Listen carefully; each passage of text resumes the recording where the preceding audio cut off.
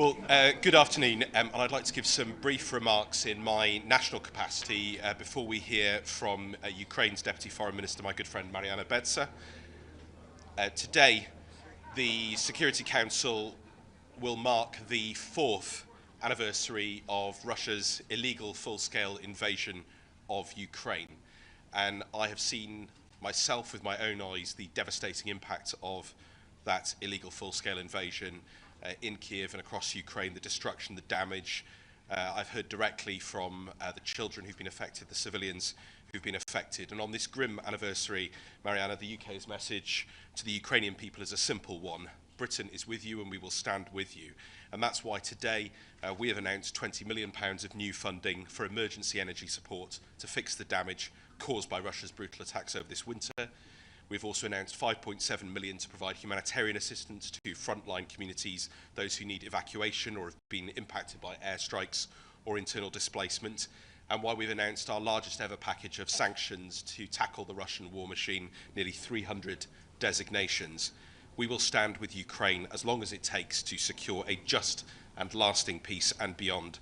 So I'm very pleased to introduce Minister Betsa to speak on behalf of the countries who have assembled here today in support of Ukraine. Thank you, Minister.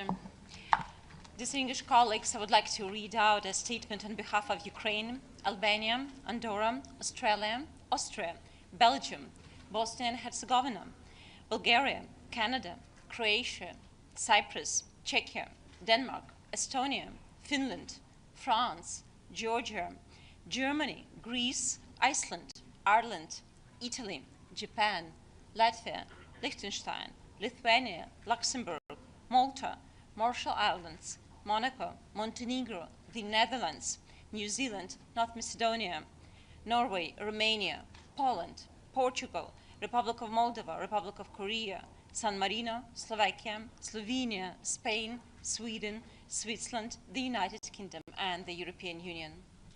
Today we mark 4 years since the start of the Russia's Federation unprovoked and unjustified full-scale invasion of Ukraine, and 12 years since the beginning of its aggression marked by illegal occupation of Crimea. The ongoing war of aggression constitutes a grave and continuing violation of the UN Charter and of fundamental principles of international law. It strikes at the very foundation of the international rules-based order and undermines global peace and security. We welcome and strongly support the clear and principled message expressed today by the General Assembly, calling for the immediate, full and unconditional ceasefire, and for comprehensive, just and lasting peace in line with UN Charter and international law. We underscore the urgent need of concrete humanitarian measures, including the complete exchange of prisoners of war, the release of unlawfully detained persons, and safe return of all internees and civilians who have been forcibly transferred or deported, including thousands of Ukrainian children. These steps are essential confidence-building measures and a moral imperative. We express our deepest concern over Russia's continued and intensified attacks against civilians, civilian objects, and Ukraine's critical energy infrastructure. We condemn the weaponization of winter and attacks on energy facilities. Russia has deliberately weaponized winter, depriving millions of civilians of electricity, heating, and water during freezing temperatures, intentionally directing attacks against civilians and civilian objects, a violation of international humanitarian law, and those responsible must be held to account. We reaffirm our unwavering commitment to ensure full accountability for crimes committed under international law. Justice for victims is not optional. It is indispensable for sustainable peace and for preventing future atrocities worldwide. We reiterate our demand to Russia to stop its war of aggression against Ukraine and to ensure full, immediate and unconditional withdrawal of all Russian forces and military equipment from the territory of Ukraine within internationally recognized borders. We reaffirm our strong commitment to the sovereignty, independence, unity and territorial integrity of Ukraine within internationally recognized borders and reiterate that attempted illegal annexation of parts of sovereign territory of Ukraine by Russia has no validity under international law. It does not form the basis for any alteration of its status.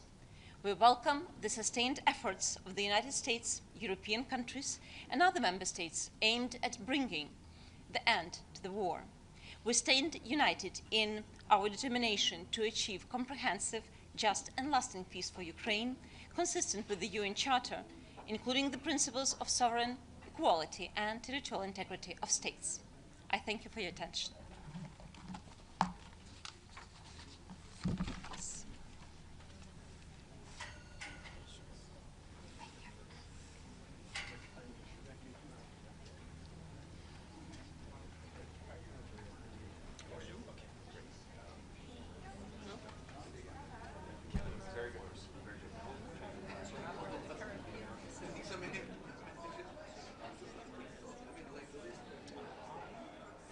Which is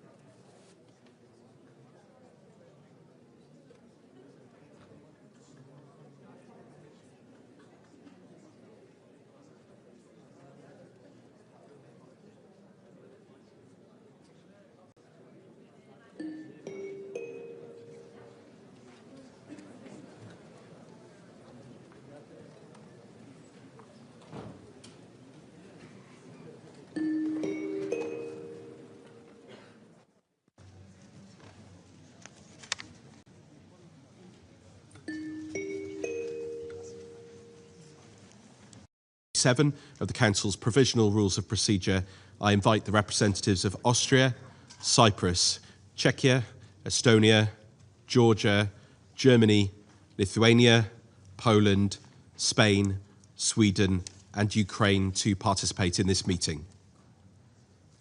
It is so decided.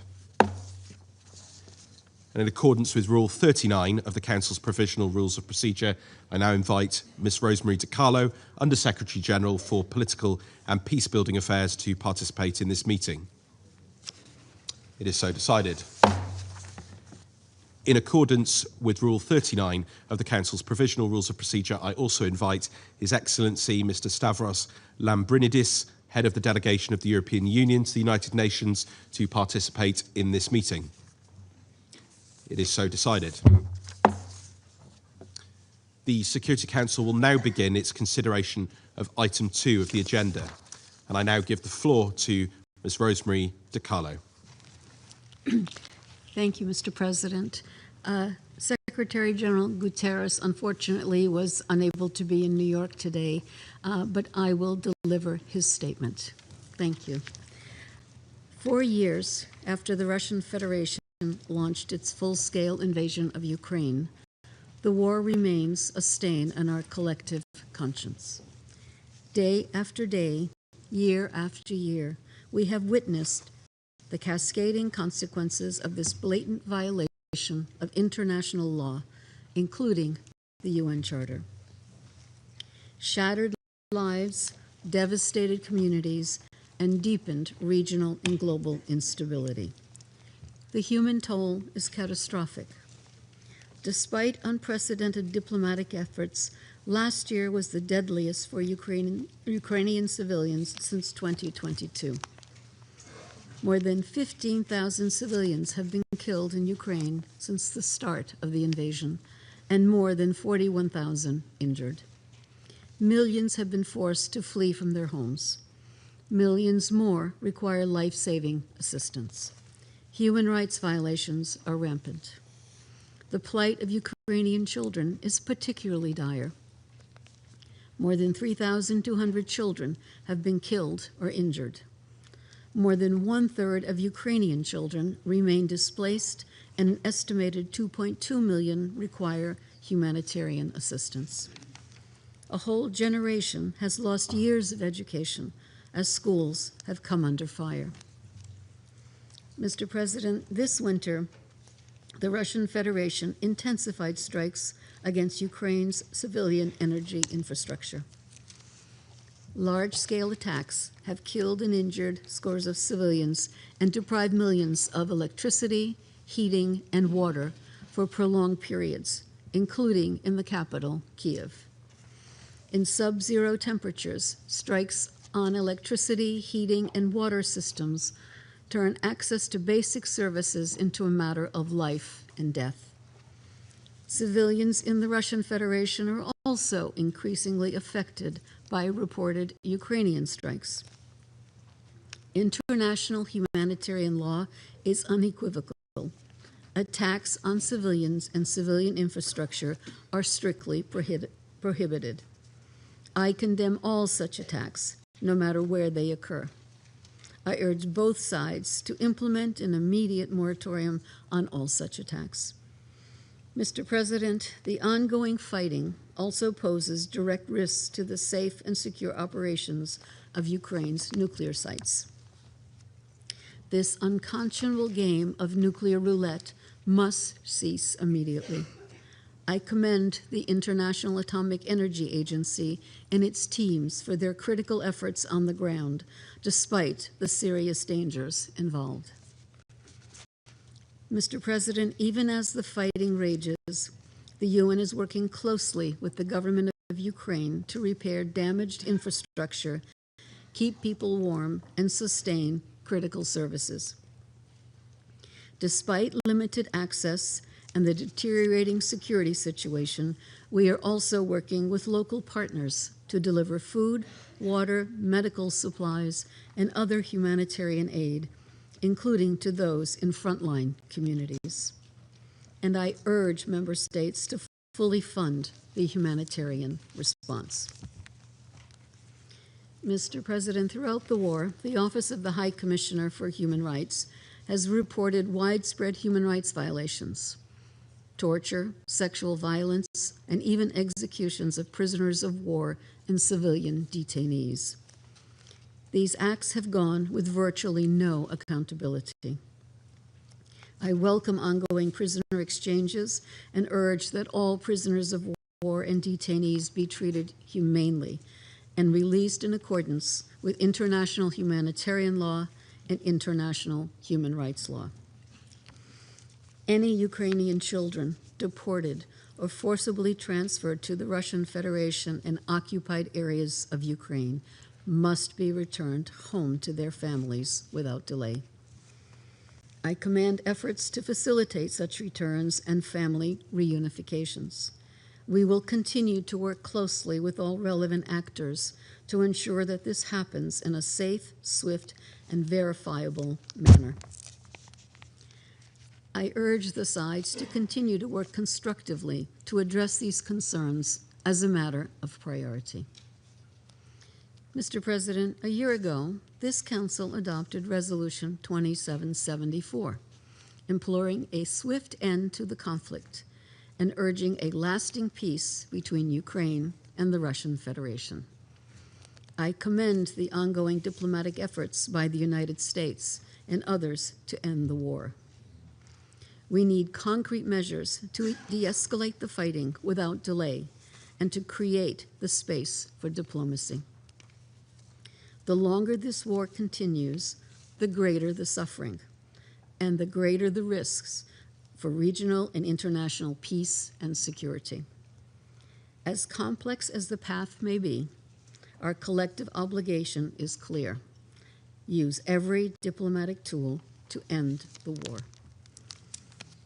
United Nations expertise is readily available to support the ongoing peace efforts. Our tools are at the disposal of the parties and mediators. The parameters of peace in Ukraine are not a mystery. It must be in accordance with international law, including the UN Charter and relevant UN resolutions. And it must uphold the sovereignty, independence, and territorial integrity of Ukraine within its internationally recognized borders. Enough with the death, enough with the destruction, enough with the broken lives and shattered futures. It is time for an immediate, full, and unconditional ceasefire, the first step toward a just peace that saves lives and ends the endless suffering. Thank you. Well, I thank Mr. Carlo for her briefing, and I shall now make a statement in my capacity as the Minister of State for Europe, North America and Overseas Territories of the United Kingdom. As we mark this grim anniversary, I want to reflect on three personal encounters I've had with Ukrainians from all walks of life.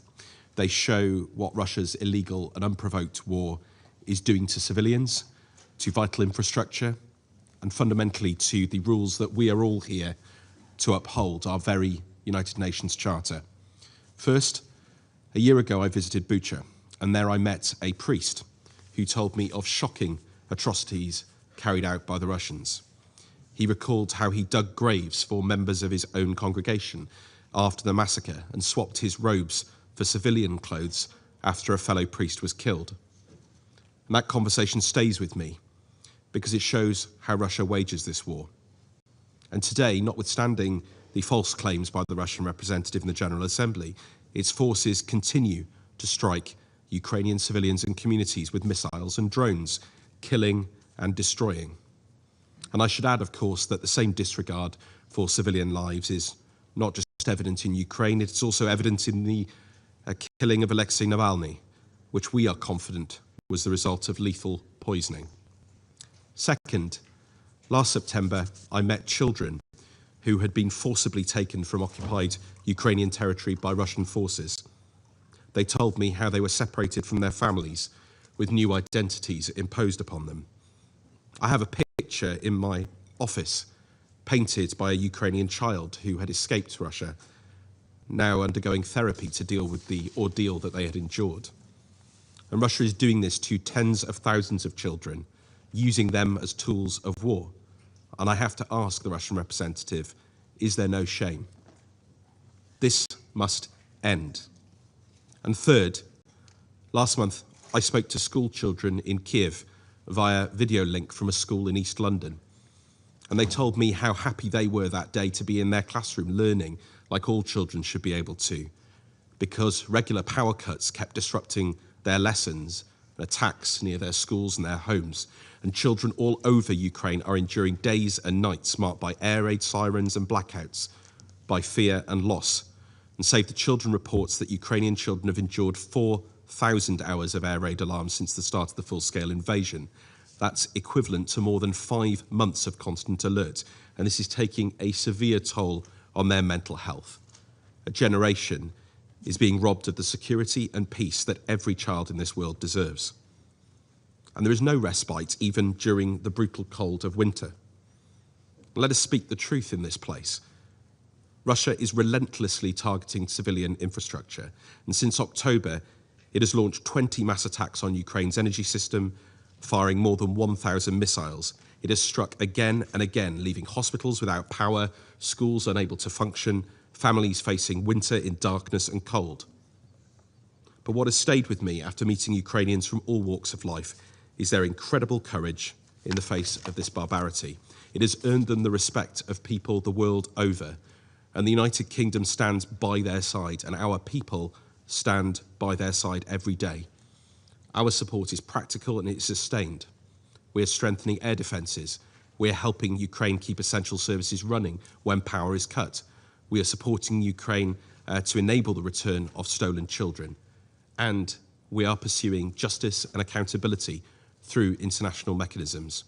And today, we have announced a £30 million package for emergency energy support, humanitarian assistance and justice and accountability in Ukraine. This builds on billions of pounds of UK support, guarantees and direct military aid to Ukraine since 2022, and we will continue to stand with Ukraine for as long as it takes to achieve a just and lasting peace and beyond. This also means keeping up the pressure on Russia and choking off their war machine. And that is why today we have been announcing our largest package of measures since 2022, targeting oil revenues and components fueling that war machine.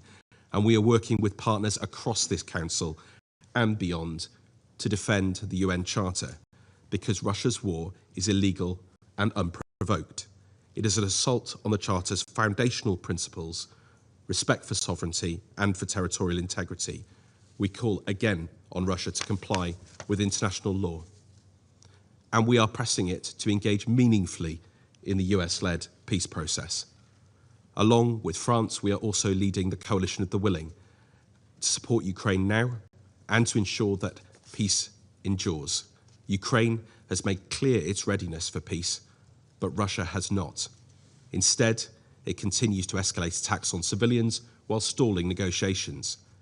So let us be clear again in this place what peace requires: a full, immediate and unconditional ceasefire, a settlement that results in a sovereign, secure and independent Ukraine, all the stolen children and prisoners of war returned, and justice for the crimes that have been committed.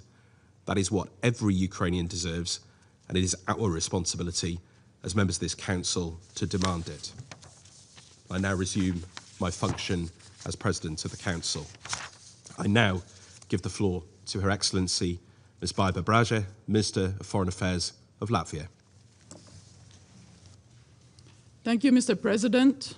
Thank you, Under-Secretary General Di Carlo, for her briefing.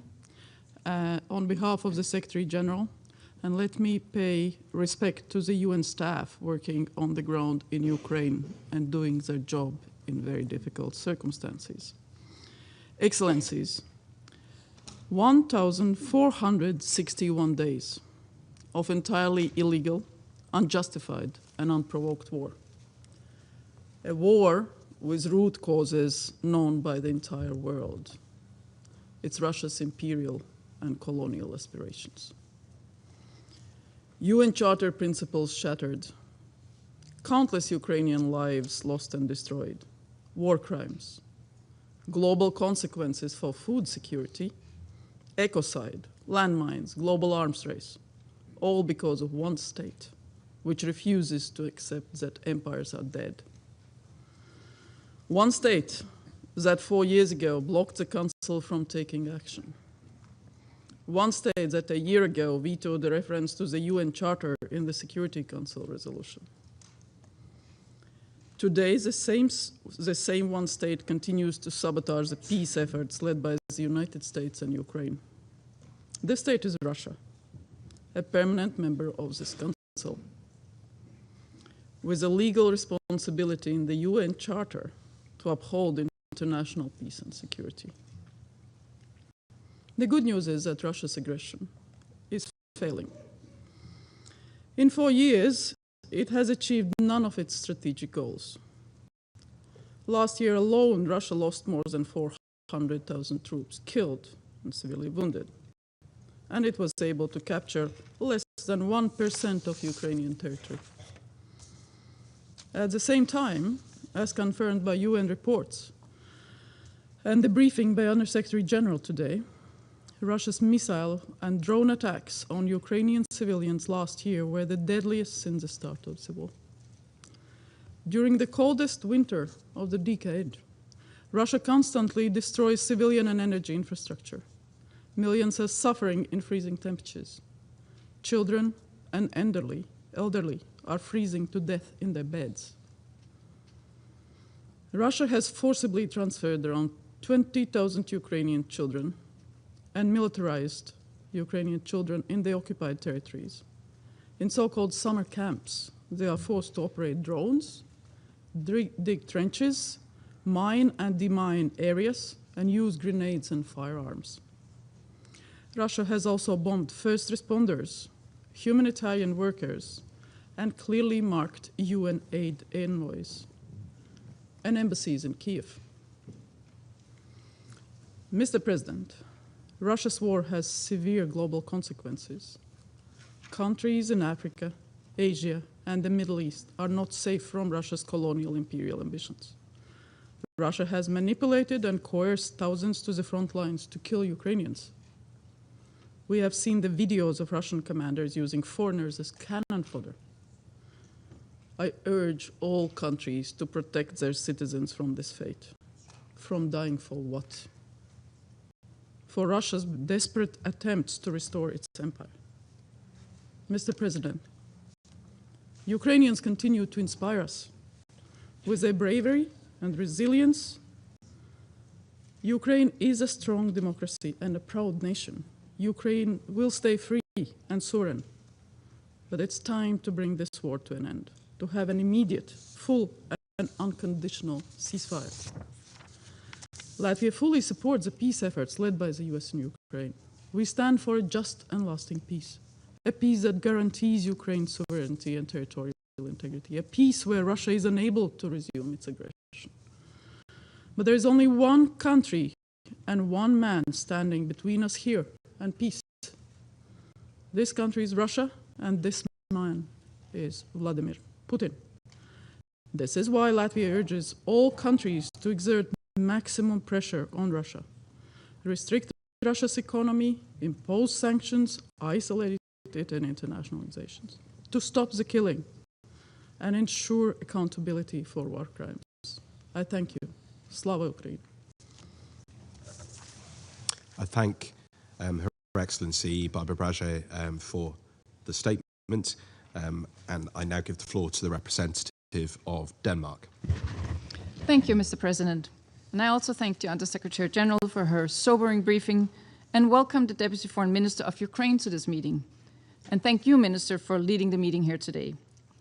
Mr. President, exactly 4 years ago, as this Council met in emergency session and as the Secretary General appealed directly to President Putin to make peace prevail, Russia launched its unprovoked and illegal full-scale invasion of Ukraine.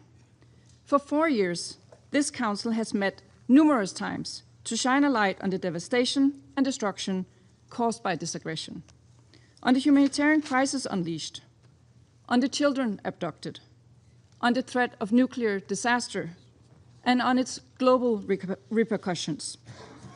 Since that day 4 years ago, and despite unspeakable suffering of the Ukrainian people, the fundamental situation has remained largely unchanged. Russia's clear violation of international law and the UN Charter continues. Its aspirations to subjugate Ukraine and unlawfully seize territory by force continue. Ukraine's bravery has remained undeterred as it legitimately exercises its inherent right to self-defense. Mr. President, what has changed over the past 4 years is the scale of death, destruction, and terror inflicted on Ukraine's civilians. In this Russian war of territorial conquest, millions have been forced to flee their homes. Hundreds and thousands of soldiers have perished, and at least 55,000 Ukrainian civilians have been killed or injured. For 5 winters in a row, Russian drones and missiles have rained down on Ukraine's energy grid, desperately trying, but failing, to break the Ukrainian people's spirit. We recall that intentionally directing attacks against civilian objects is a serious violation of international humanitarian law and constitutes a war crime. As we've heard from the Undersecretary General, 2025 was in fact the deadliest year for Ukraine's civilian population in this war. Russia's attacks on residential buildings, schools, hospitals, churches, and playgrounds only intensified in this past year. We cannot allow this to continue. Mr. President, exactly 1 year ago, this Council adopted Resolution 2774. This resolution, which Russia supported, implored a swift end to the conflict and urged lasting peace. Quickly thereafter, Ukraine offered an immediate and unconditional ceasefire. It has stood by that offer ever since. President Putin, on the other hand, has repeatedly rejected it, choosing violence and aggression again and again. Russia shows no interest in peace.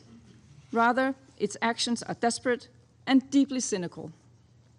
Denmark urgently calls on Russia to adhere to all its obligations under international law and to engage in good faith in negotiations to end this war. Mr. President, this morning, the General Assembly reaffirmed its call for a ceasefire and lasting peace in Ukraine with an overwhelming majority. Around this table, and indeed around the globe, there is a clear demand for peace, for a just, sustainable, and lasting end to this terrible war. Demands to uphold Ukraine's sovereignty, territorial integrity, and political independence, as well as accountability for Russia's crimes.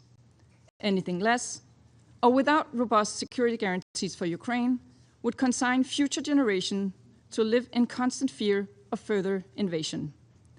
The time for Russia to hear and heed these demands is now. Mr. President, in closing, the United Nations was not founded to bear witness to aggression. It was founded to stop it. The Security Council carries not only authority, but responsibility. Responsibility to maintain international peace and security, to defend the Charter, and to act.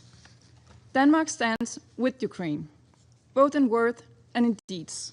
Our support is unwavering.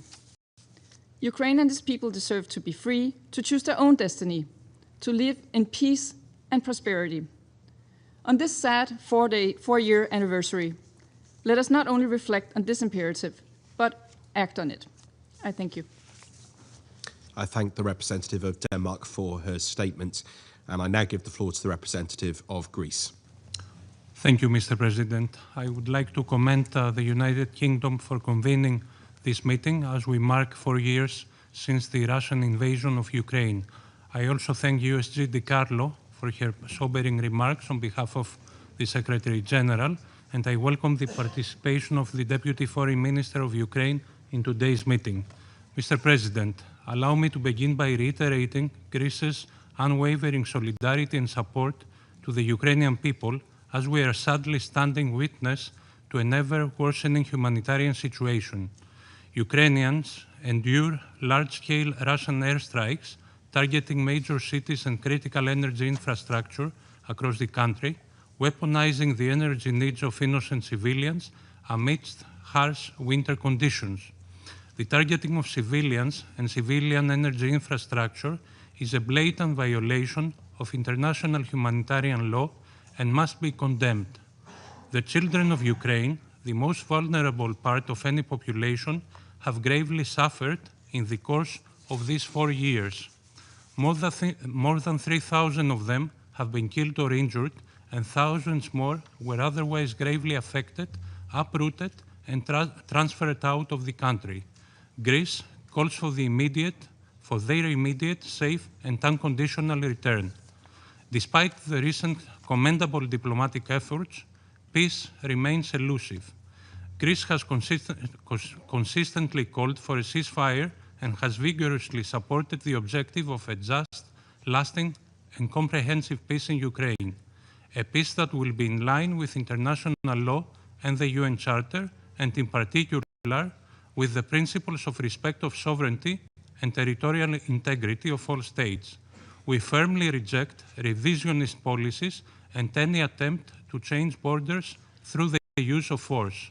Mr. President, the rules and principles enshrined in the UN Charter are the very foundations of the international legal order we subscribed to 80 years ago. It is in the vital interest of this Council and of all the members of the United Nations to keep this order intact and uphold the principles of sovereignty, territorial integrity, and the peaceful settlement of disputes.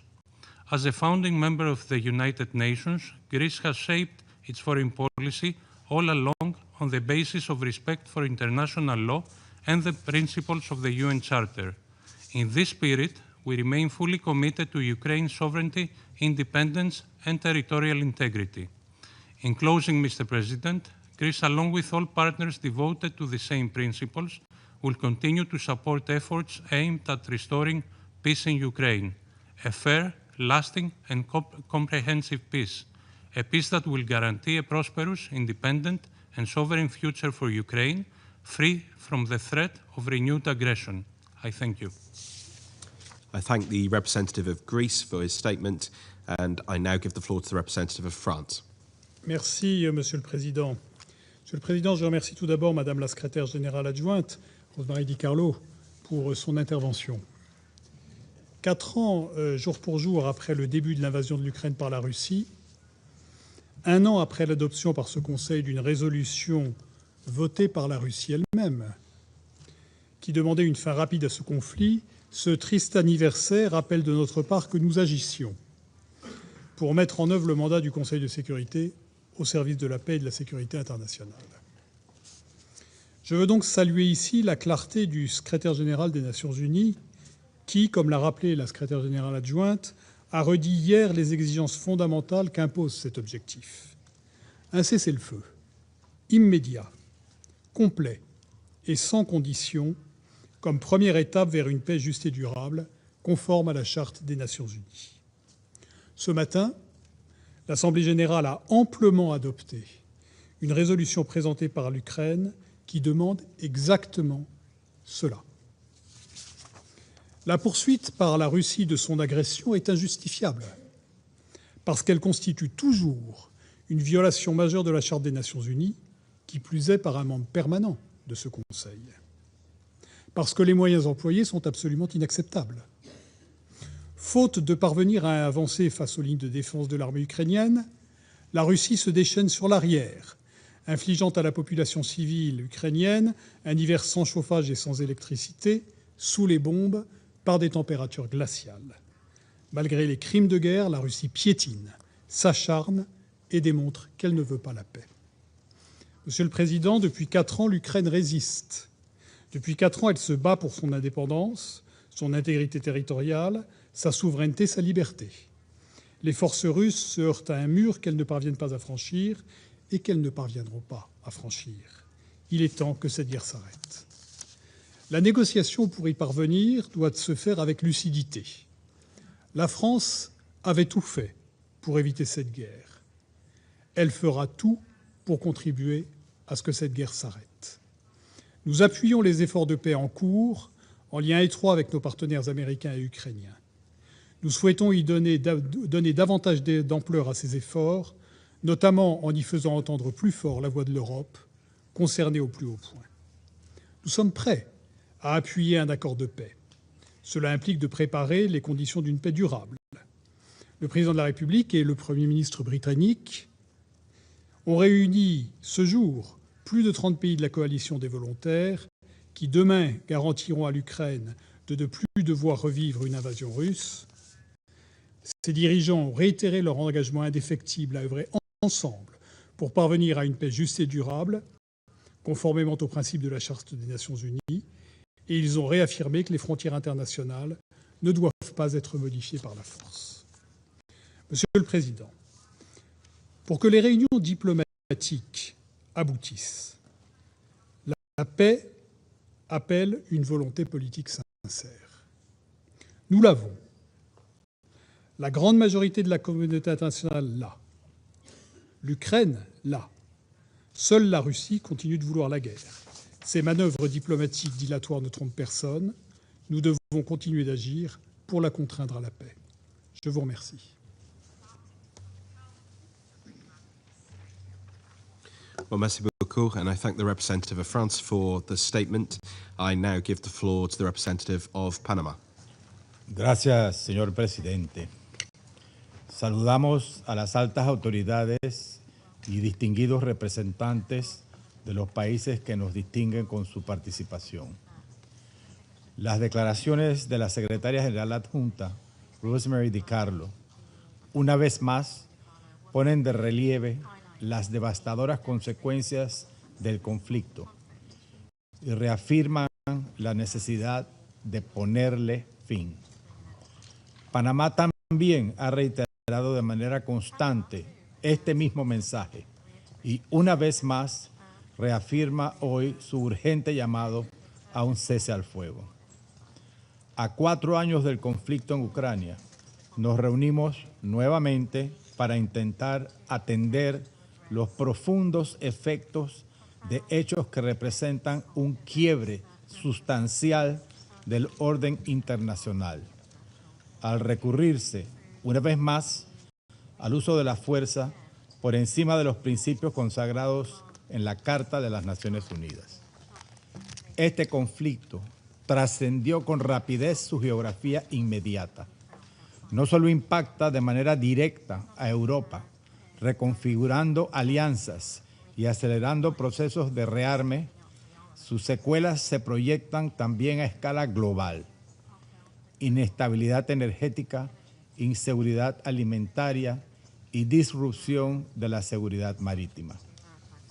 Asimismo, el conflicto volvió a situar en el centro del debate internacional dinámicas de una etapa de marcada bipolaridad que parecían haber sido superadas a finales del siglo pasado.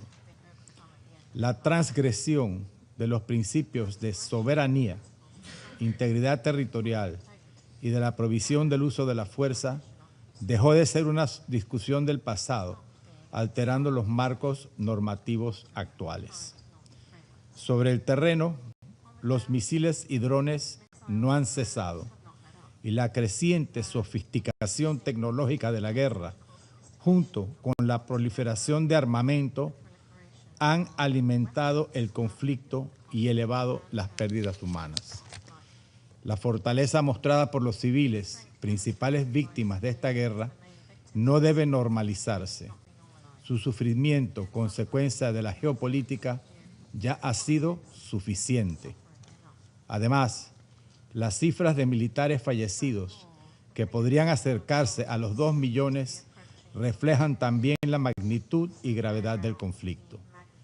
El esfuerzo humanitario de las agencias de las Naciones Unidas y de otras organizaciones no puede sostenerse indefinidamente. Es preciso reiterar que el respeto al derecho internacional humanitario exige garantizar condiciones humanas para los prisioneros de guerra, asegurar la atención a enfermos y heridos graves y su repatriación cuando sea posible.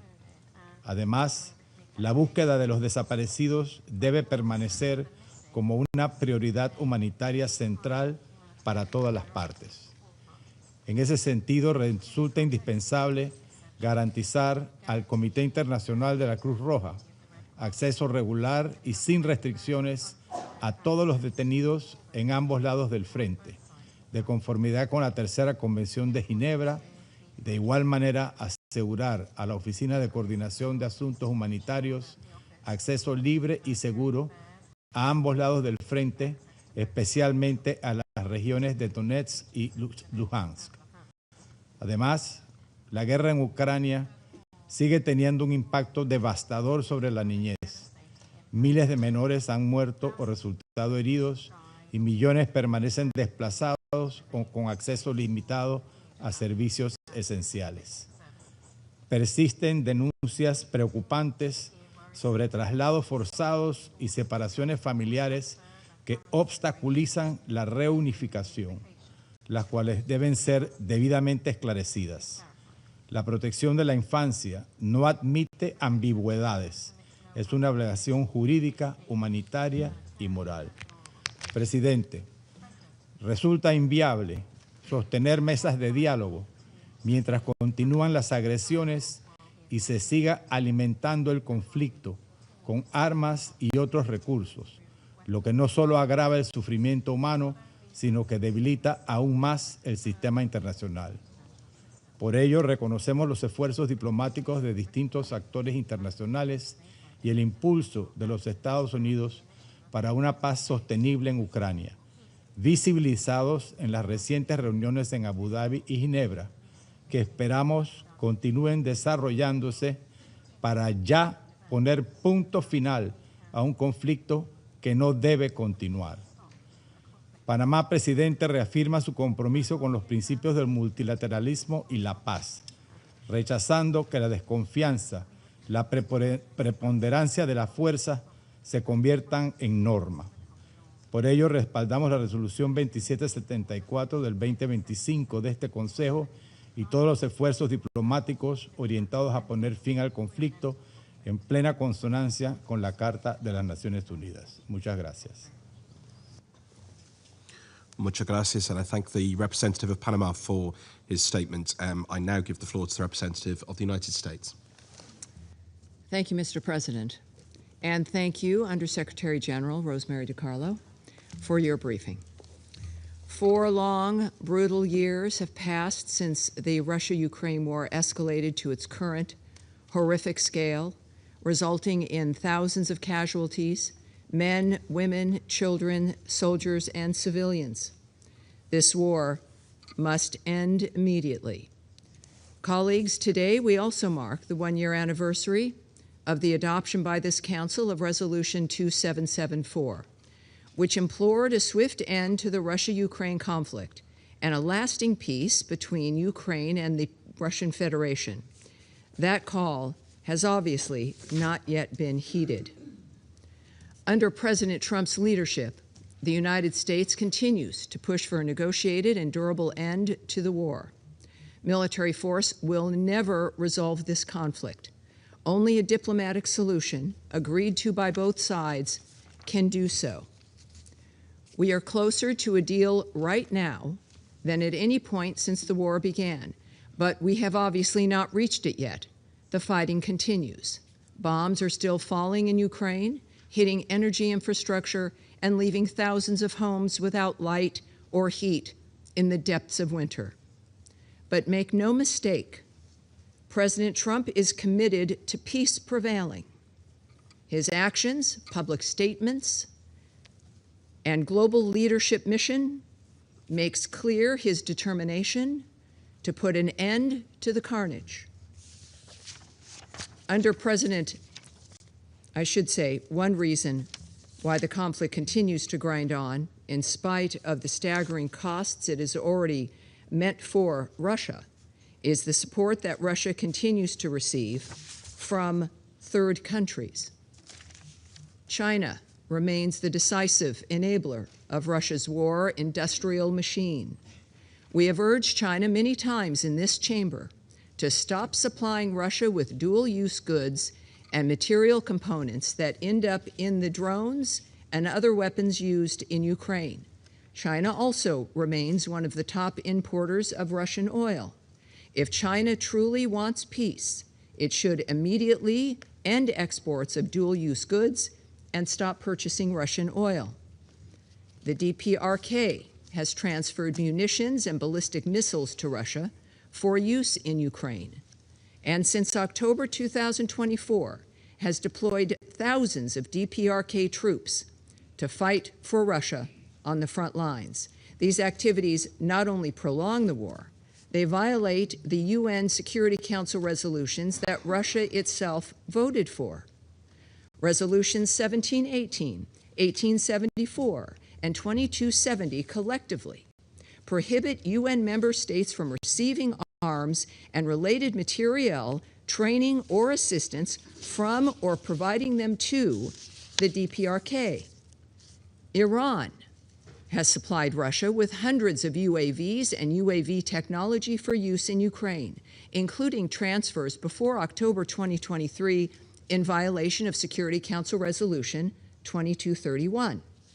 More recently, Cuba has emerged as another significant contributor of foreign troops to Russia. In 2025, Cuba has also signed new defense agreements with Russia and Belarus. The United States calls on all UN member states to end any and all support that enables the continuation of this deplorable war, which extracts a devastating human toll and threatens peace and security around the world. We call on all countries to join us in our efforts to encourage a negotiated, durable peace that will restore prosperity, security, and a bright future for everyone around the globe. Most urgently, we once again call on both parties to stay at the negotiating table and, in a spirit of flexibility, compromise, and a duty to protect and preserve the lives of their own citizens, to end this barbaric war once and for all. Mr. President, I thank you. I thank the representative of the United States for her statement, and I now give the floor to the representative of Colombia. Gracias, señor presidente. Transmito mi agradecimiento a la subsecretaria general para Asuntos Políticos y de Consolidación de Paz por su completo y sensible reporte. Saludo asimismo a las delegaciones que nos acompañan en la sesión de hoy. Señor presidente, me dirijo hoy ante este Consejo con inmensa tristeza por las consecuencias devastadoras de la guerra en Ucrania. Tras 4 años de enfrentamientos, el sufrimiento humano continúa acumulándose de manera alarmante, dejando una huella de destrucción que trasciende el campo de batalla y se instala en la vida cotidiana de millones de personas. Colombia lamenta profundamente la pérdida de vidas humanas.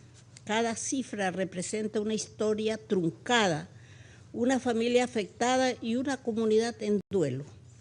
Hoy, cuando se marcan 4 años de violencia sostenida, recordamos y rendimos homenaje especialmente a las víctimas civiles, niños que han visto interrumpida su infancia, mujeres que cargan con el peso del desplazamiento y la incertidumbre, personas mayores que han perdido su hogar y su red de apoyo, personas con discapacidad cuya vulnerabilidad se ha agravado y el personal humanitario que arriesga su vida para asistir a otros.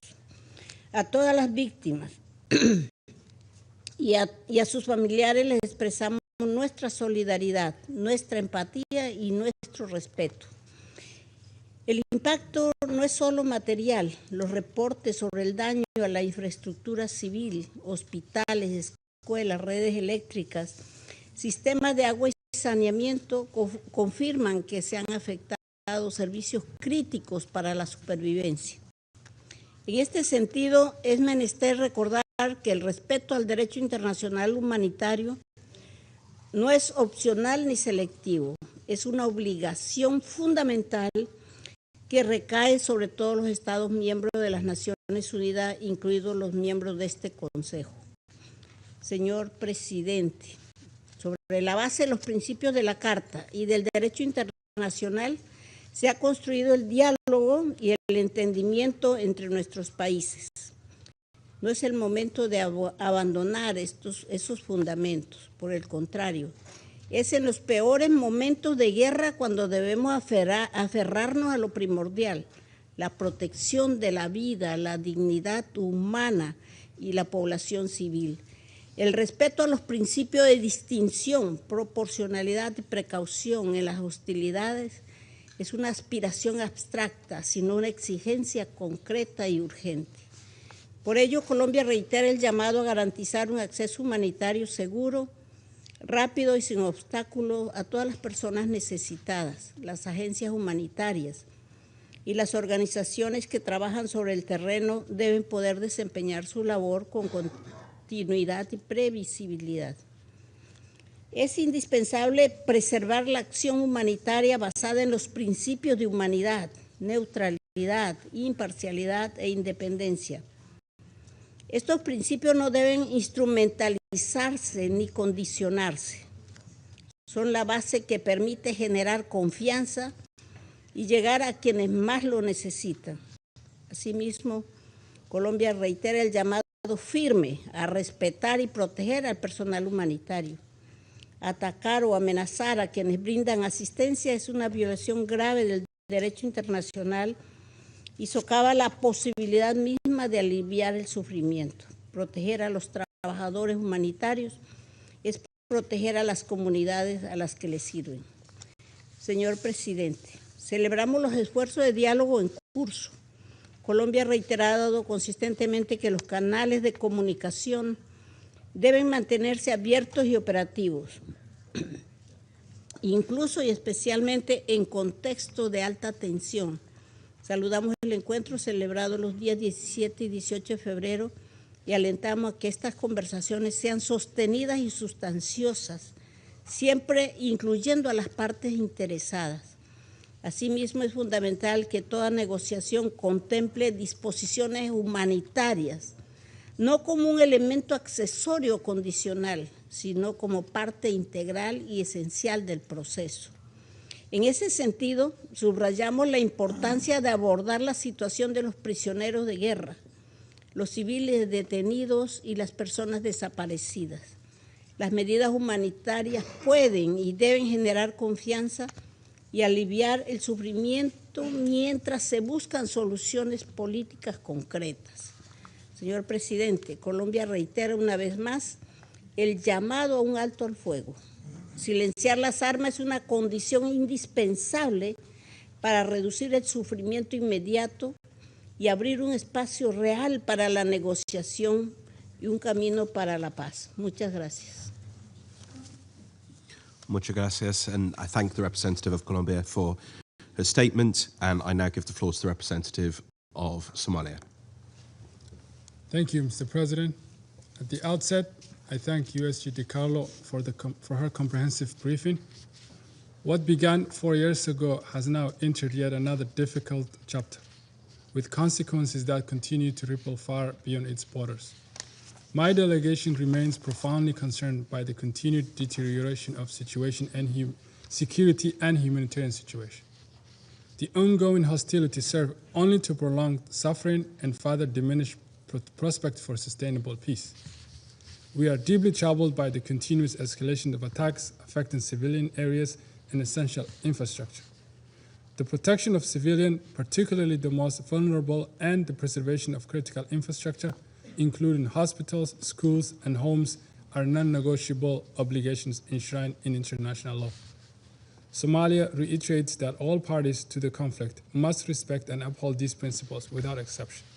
Mr. President, we remain convinced that there is no military solution to this protracted conflict. Dialogue and diplomacy remain the sole means to bring about an end to this conflict. We note with encouragement the ongoing diplomatic initiatives to achieve a comprehensive ceasefire. We also welcome the recent diplomatic efforts led by the United States, including the third round of trilateral talks, which took place last week in Geneva. These encouragements represent vital steps toward de-escalation, and we hope they lay the groundwork for a constructive path forward. We call upon all sides to prioritize de-escalation, exercise utmost restraint, and commit to genuine, immediate negotiations. It's incumbent upon all parties to respect international law and to prevent a wider conflagration. A durable resolution must address the underlying root causes of this conflict and be consistent with the principles of the United Nations Charter. We underscore that just and lasting peace will require compromise and confidence-building measures. In closing, Mr. President, my delegation reaffirms its unwavering support for all diplomatic efforts aimed at achieving a resolution that restores security and stability. The people of Ukraine and all of those affected by this conflict deserve a future of peace, prosperity, and dignity. I thank you. Well, I thank the representative of Somalia for the statement, and I now give the floor to the representative of Liberia. Thank you. Mr. President, Liberia approaches today's discussion not with theoretical detachment, but with lived memory of painful scars. Our own war was internal. Ukraine's is international. The causes may differ, but the suffering is the same.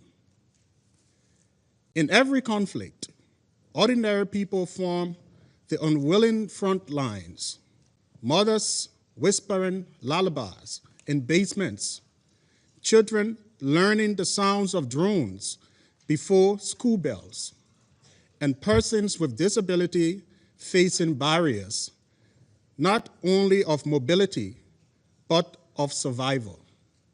Hospitals turn into targets, power plants into ruins, water into scarcity, and hope into fragility. This council was not established to manage wars. It was created to prevent them. Liberia, therefore, unequivocally reaffirms the principles of the United Nations Charter: respect for sovereignty, territorial integrity, political independence, and the prohibition of the use of force. These are not ceremonial words. They are the load-bearing pillars of our international order. When they crack, the entire structure trembles. From Monrovia's own history, we learn a simple but profound truth. War is loud and consuming. Peace is patient and rebuilding, brick by brick. When guns fell silent in Liberia, classrooms reopened, markets revived, roads replaced roadblocks, and former fighters became farmers, teachers, and entrepreneurs. The dividend of peace is not poetic. It is profoundly practical. It feeds families, restores dignity, and gives nations a future. We commend the sustained efforts of the United Nations, humanitarian agencies, regional bodies, and member states to alleviate suffering and promote de-escalation. These efforts matter, but compassion must be matched by courage. Liberia underscores three key imperatives. First, the protection of civilians must move from rhetoric to reality. Attacks on homes, schools, hospitals, and energy infrastructure must stop. Second, humanitarian access must remain unhindered, safe, and sustained. Aid delayed is aid denied. Third, vulnerable groups, women, girls, older persons, and persons with disability must not be afterthoughts, but central actors in protection and recovery strategies. Mr. President, Liberia does not pretend that peace is easy. It demands compromise, persistence, and difficult dialogue. Yet we know wars rarely end on battlefields. They end at negotiation tables. This Council must therefore promote confidence-building measures, strengthen diplomatic channels, and insist firmly and consistently on respect for international law. History will not measure us by the number of meetings we held, but by whether we chose courage over convenience, upheld principles when it was inconvenient, and stood with civilians when it was costly. Liberia appeals to the moral conscience of this Council. Choose the harder path of peace, the rule of law over the rule of force, and humanity over hubris. The people of Ukraine deserve not a managed war, but a decisive and lasting peace. And I thank you. I thank the representative of Liberia for his statement, and I now give the floor to the representative of Bahrain. شكرا سيد الرئيس، وأحب يترأس معاليكم لهذه الجلسة اليوم. كما أود أن أشكر سعادة السيدة روزماري ديكارلو وكيلة الأمين العام للشؤون السياسية على إحاطتها، وأرحب بجميع المشاركين في جلسة اليوم. سيد الرئيس، تعتبر الحرب في أوكرانيا الأوسع نطاقا في القارة الأوروبية منذ الحرب العالمية الثانية، ومع دخولها العام الخامس لا تزال العمليات العسكرية مستمرة.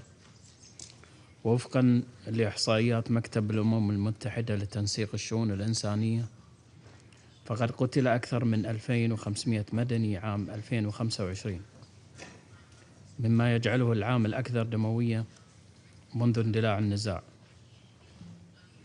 فيما تعرضت البنية التحتية المدنية والحيوية لأضرار جسيمة، مما يؤثر على توفير الخدمات الأساسية في وقت تتزايد فيه الاحتياجات الإنسانية للسكان المتضررين.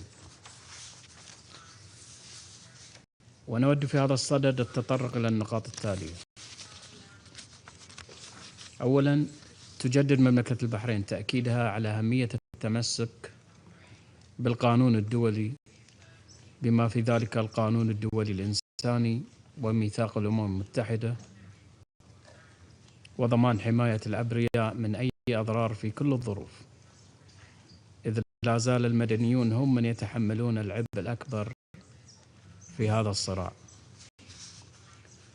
ثانياً، تقدر مملكة البحرين كافة الجهود الرامية لإنهاء الحرب في أوكرانيا من خلال دبلوماسية الحوار والمفاوضات وتخفيف آثارها الإنسانية، بما يساهم في تعزيز الأمن والاستقرار في القارة الأوروبية وتحقيق السلام العادل والشامل والازدهار المستدام على الصعيدين الإقليمي والدولي.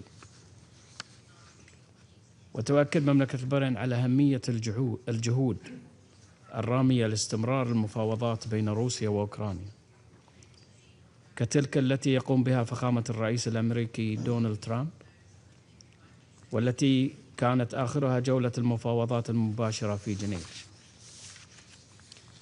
كما تشيد مملكة البحرين باستضافة المملكة العربية السعودية للمحادثات بين روسيا الاتحادية والولايات المتحدة الأمريكية بشأن الأزمة الأوكرانية في الرياض، واستضافة دولة الإمارات العربية المتحدة للمحادثات الثلاثية التي جمعت كلا من الولايات المتحدة الأمريكية وروسيا الاتحادية وأوكرانيا في أبو ظبي، وتعتبرها جهودا إيجابية وبناءة في إطار الجهود الدبلوماسية والإنسانية الرامية إلى تسوية الأزمة الأوكرانية بالطرق السلمية.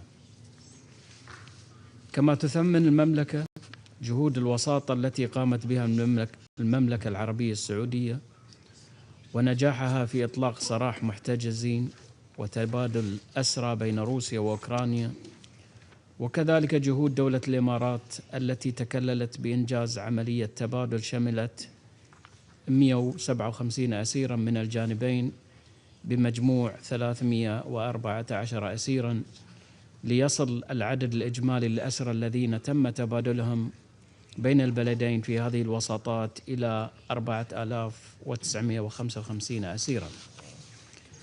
كما تثمن جهود وساطة دولة قطر، والتي شملت لم شمل الأطفال الأوكرانيين والروس مع أسرهم، مما أسهم في تخفيف المعاناة الإنسانية.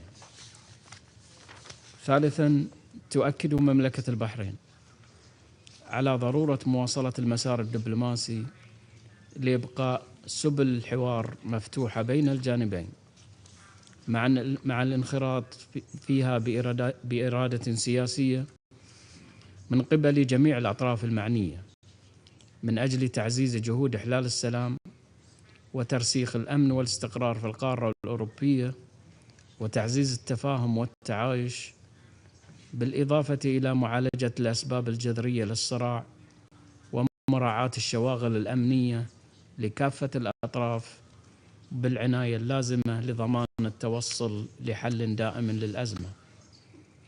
وفي الختام سيد الرئيس، تجدد مملكة البحرين دعمها لكافة الجهود المبذولة للتوصل إلى حل سلمي مستدام للحرب في أوكرانيا، بما ينسجم مع مبادئ القانون الدولي وميثاق الأمم المتحدة وقرار مجلس الأمن رقم 2774، وبما يسهم في تعزيز الأمن والسلم الدوليين. وشكرا سيد الرئيس. Well, I thank the representative of Bahrain for their statement, and I now give the floor to the representative of China.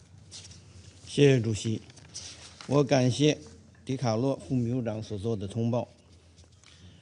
乌克兰危机延宕已有4年，当前局势发展走到了关键的路口。近期，各重要利益攸关方开展多轮接触，谈判进程不断深化，和平呼声愈发强烈，政治解决的曙光就在前面。另一方面，战事冲突仍没有停止，平民伤亡持续增加，人道局势令人忧心。越是到了关键时刻，越需要坚定信心，加大努力。中方有以下主张：第一，坚定推进政治解决。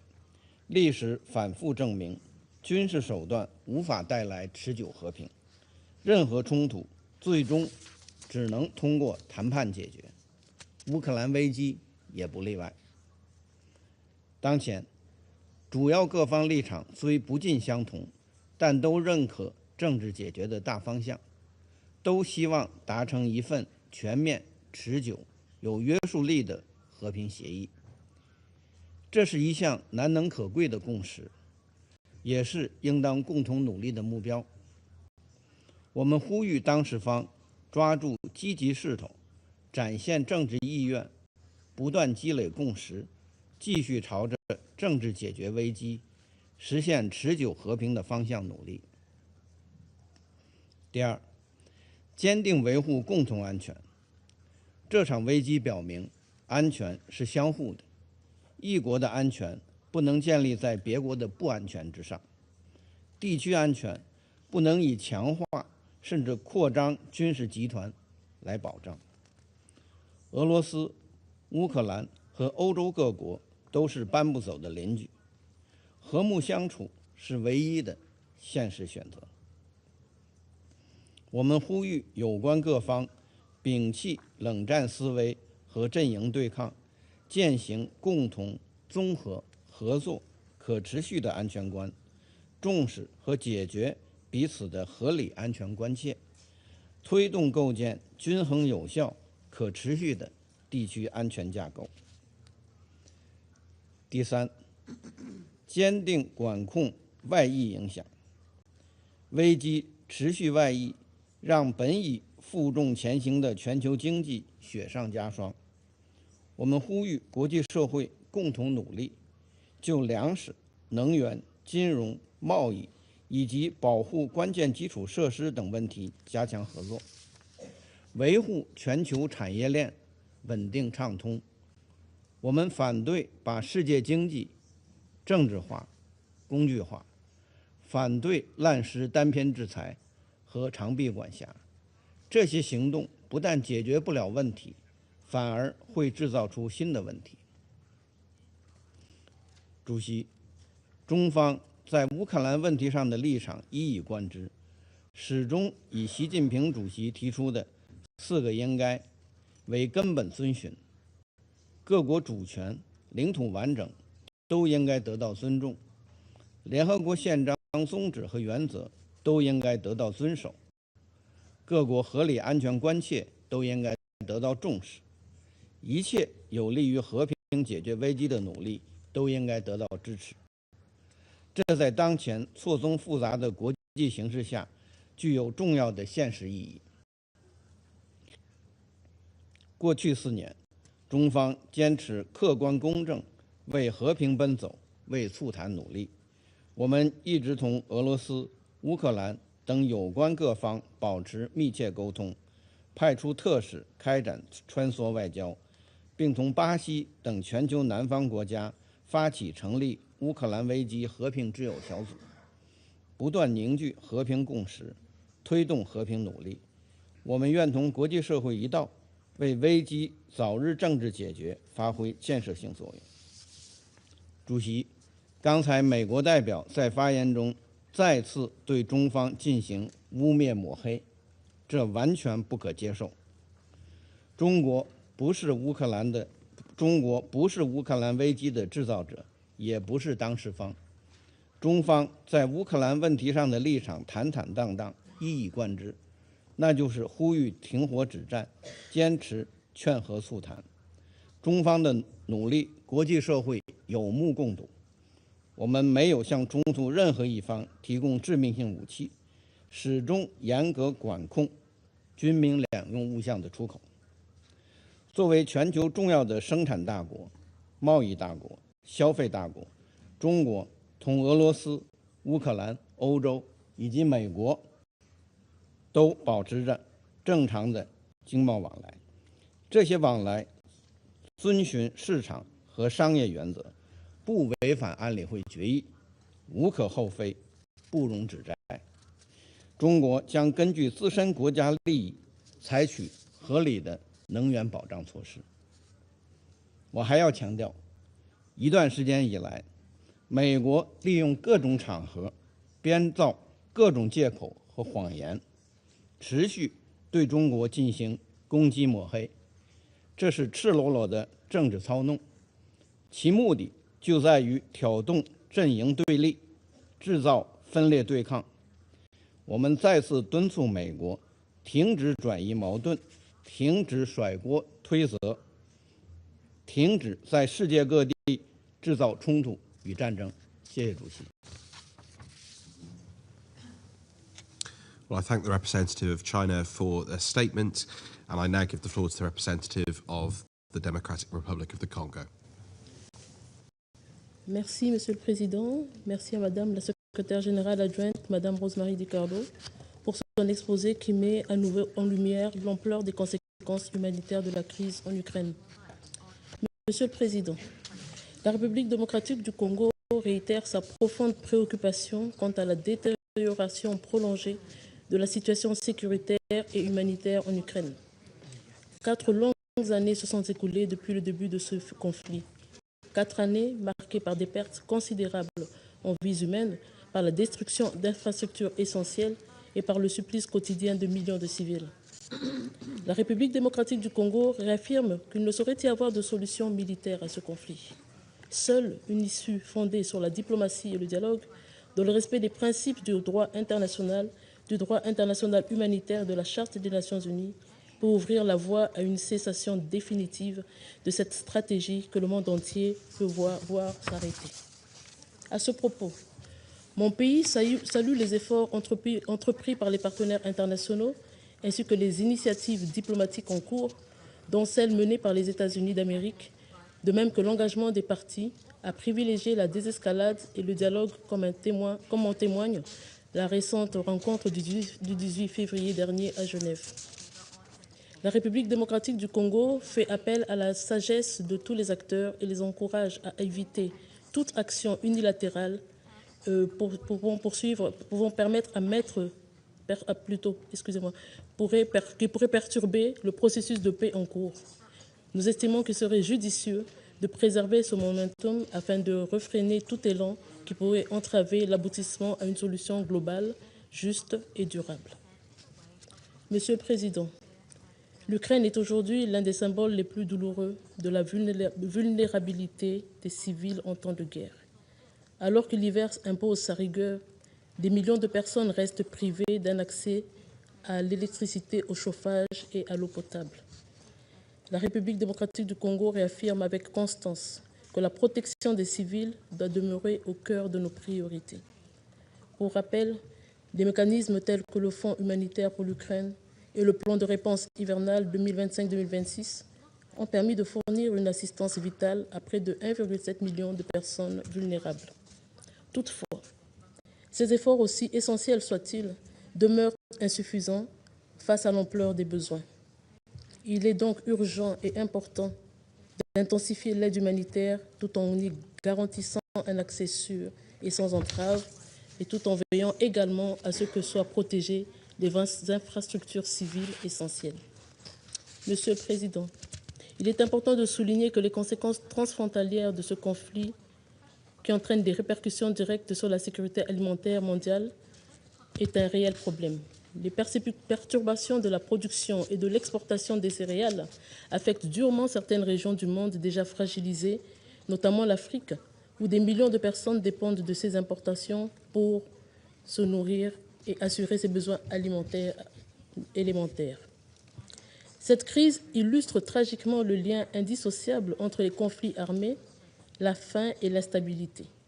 Comme l'a rappelé le directeur exécutif du Programme alimentaire mondial, la majorité des personnes souffrant d'insécurité alimentaire aiguë vit aujourd'hui dans des zones touchées par les conflits.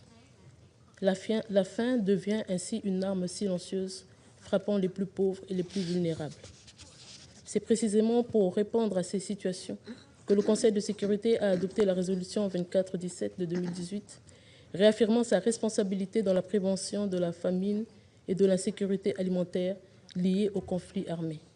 Cette responsabilité n'est pas théorique, elle est morale, politique et humaine. Monsieur le Président, fort de sa triste expérience et consciente du coût humain des conflits prolongés, la République démocratique du Congo réaffirme son attachement indéfectible aux principes consacrés par la Charte des Nations Unies. L'égalité souveraine des États, le respect de la souveraineté et de l'intégrité territoriale, le règlement pacifique des différends et l'abstention de toute forme de coercition incompatible avec les buts et principes de notre organisation. Je vous remercie. Donc, merci beaucoup, and I thank the representative of the Democratic Republic of the Congo for her statement, and I now give the floor to the representative of Pakistan. Thank you, Mr. President. I thank Under-Secretary General DiCarlo for her briefing. We echo the calls for bringing this conflict to an early end, for peace to return and prevail in the region. Your presiding over this session, Mr. President, and the high-level representation in the chamber underscores the importance of the occasion. As we mark this solemn milestone, we must look back at how 4 years of conflict not only ruptured the peace in the region, but sent shockwaves across the world, also undermining food and energy security, especially impacting the global south. President, the toll from this conflict, especially the humanitarian catastrophe that it unleashed, is devastating and undeniable. Thousands of lives lost or forever changed, generations scarred, cities and safe areas turned into uninhabitable spaces. The rising human suffering is deeply concerning. The disproportionate impact on civilians and critical infrastructure remains a perturbing reality. jolting the very foundations of international humanitarian law. These actions, besides perpetuating the conflict, further deepen distrust, reduce space for meaningful dialogue, and undermine peace efforts. President, last year, on this very day, this Council adopted Resolution 2774, which was also supported by Pakistan, making a clarion call imploring both parties to silence the guns and chart a course towards peace. A few months later, in July, the Council reaffirmed its support for peaceful settlement of disputes through unanimous adoption of Resolution 2788.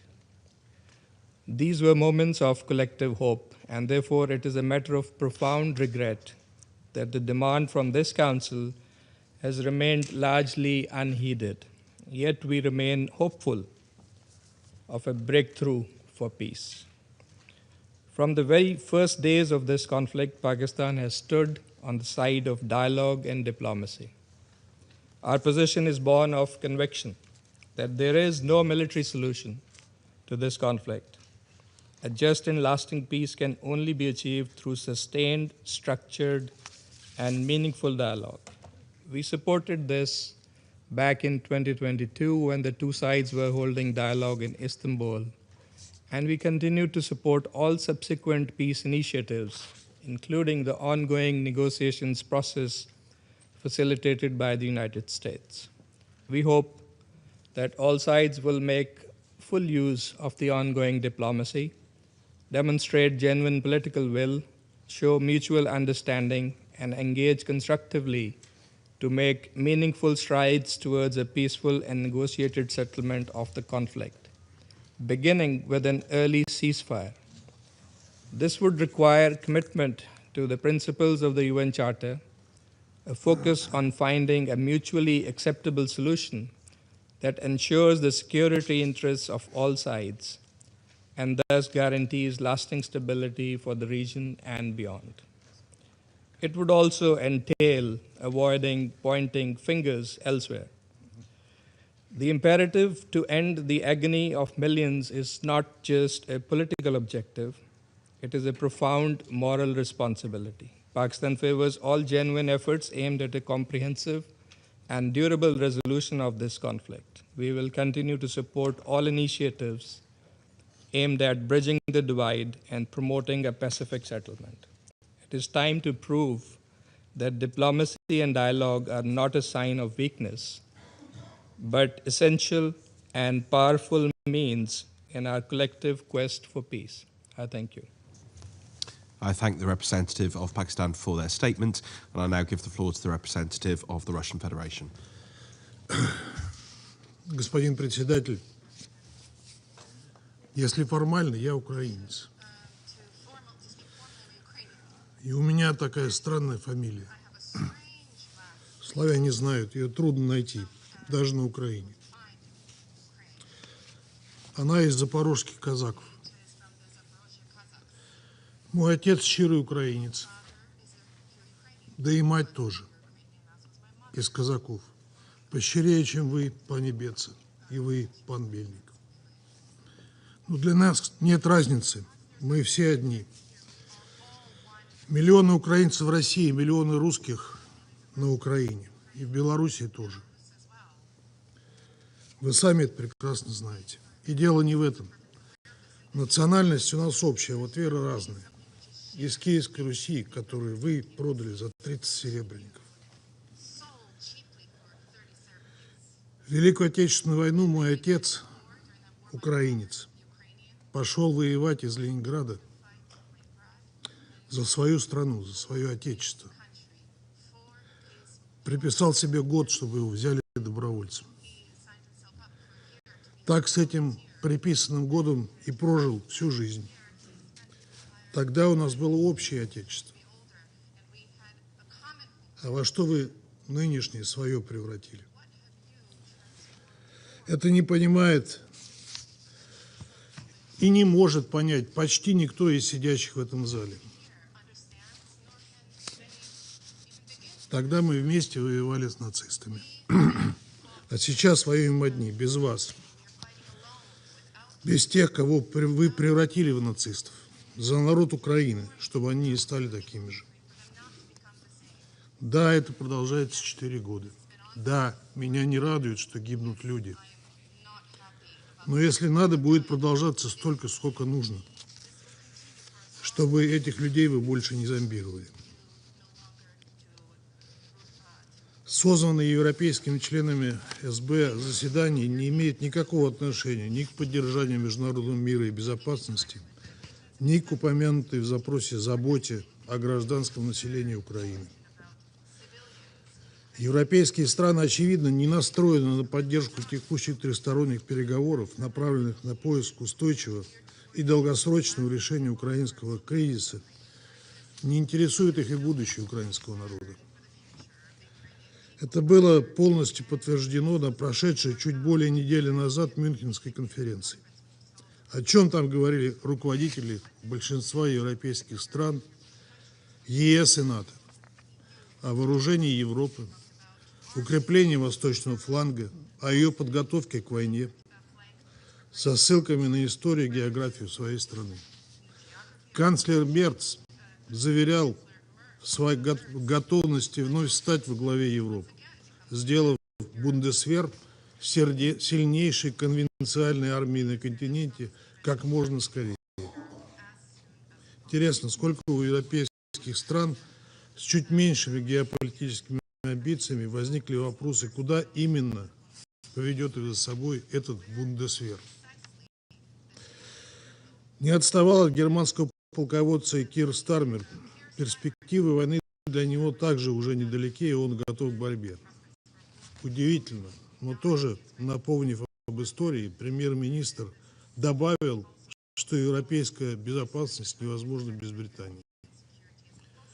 В схожем ключе о важности англо-германских отношений для Европы говорил британский премьер-министр Чемберлен после своего возвращения с Мюнхенской конференции 1938 года. Чем в итоге закончилось дело, в том числе для самой Британии, напоминать, я думаю, не надо.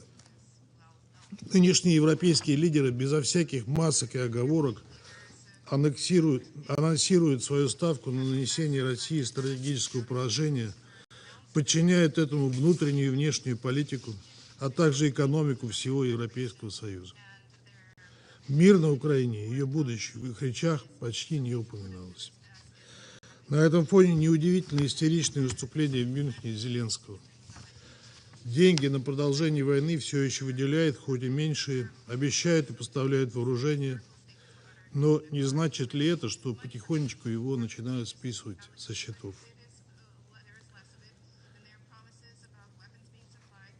Европа, очевидно, готова дать гарантии безопасности Украине только до тех пор, пока киевский режим будет врагом России и будет продолжать войну. Зеленскому мир не нужен, он прямо заявил об этом в Мюнхене. Для него война – вопрос политический, да и просто выживания. Господин председатель, страны Запада, в первую очередь европейские, играют весьма неприглядную роль с самого начала украинского кризиса.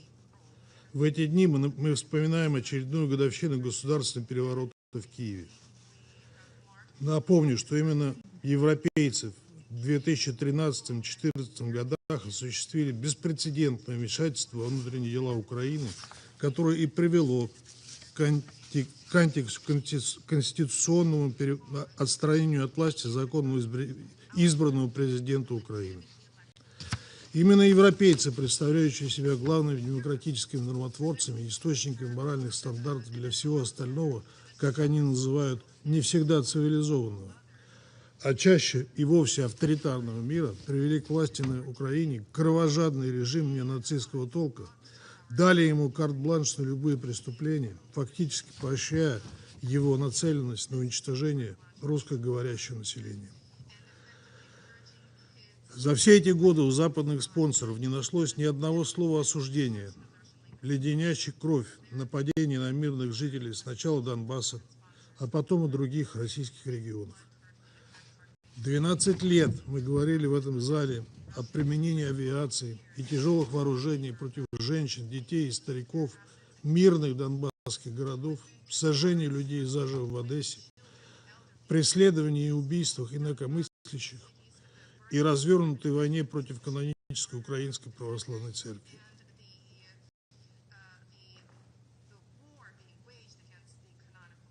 В ответ нам твердили о противодействии сепаратизму и зацикленности и законности так называемой антитеррористической операции.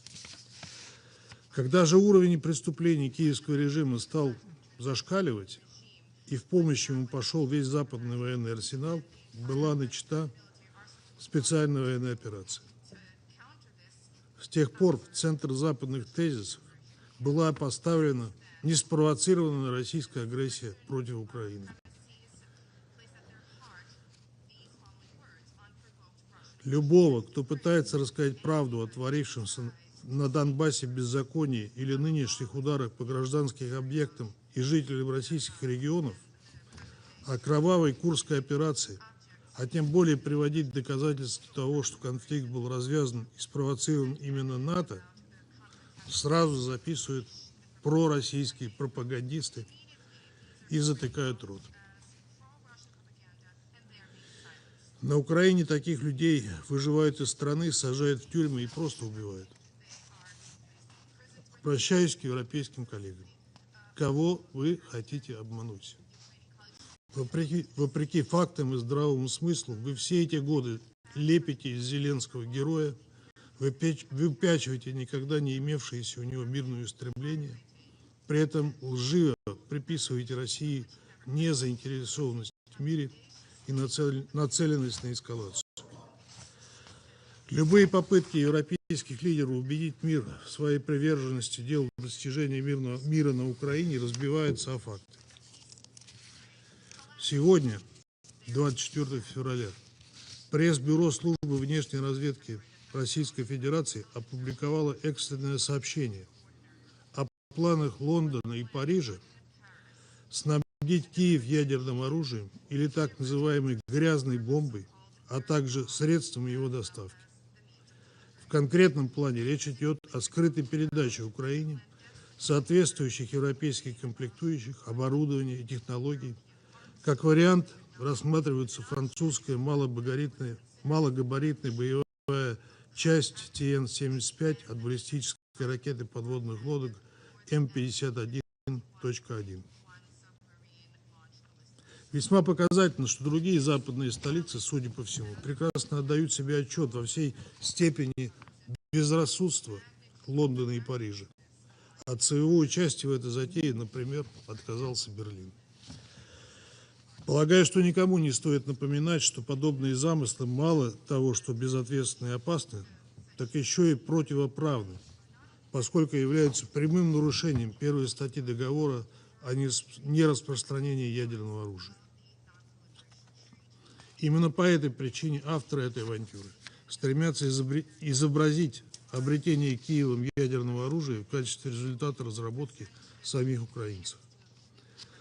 Подобное развитие событий ясно дает понять, что британские и французские лидеры, остающиеся неудел в процессе урегулирования по украинскому сюжету, окончательно утратили связь с реальностью. Россия обладает всеми возможностями дать отпор подобным действиям. Однако надеемся на то, что в Лондоне и Париже все же достаточно здравомыслящих и рассудительных людей, которые смогут удержать своих лидеров от таких неадекватных шагов. К сожалению, неприглядную роль в украинском кризисе играет и генеральный секретарь ООН.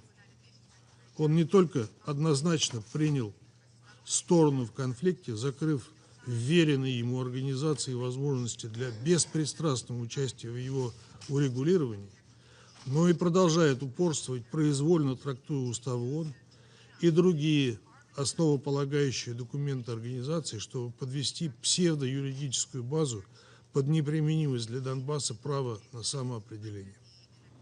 При этом секретариат продолжает закрывать глаза на намеренные удары ВСУ по территории России с акцентом на объекты гражданской инфраструктуры, в том числе теракты в отношении гражданских лиц, изредка выдавливая из себя жалкую строчку про российские жертвы среди мирных жителей.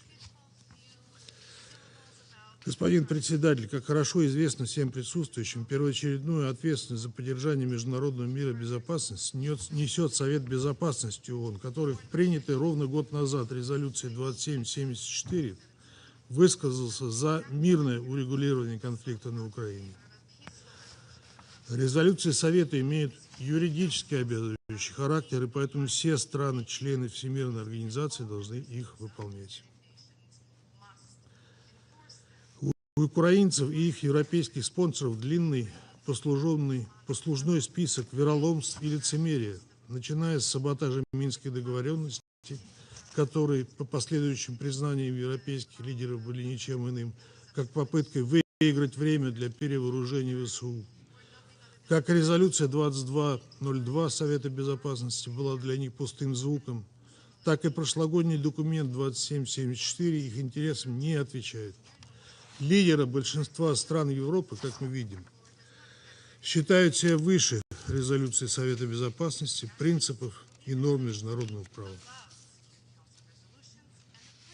Состоявшееся сегодня утром в Генассамблее голосование по подготовленной Киевом и европейскими странами резолюции и поддержка прочного мира на Украине является просто очередной манипуляцией, попыткой пустить пыль в глаза представителям глобального юга.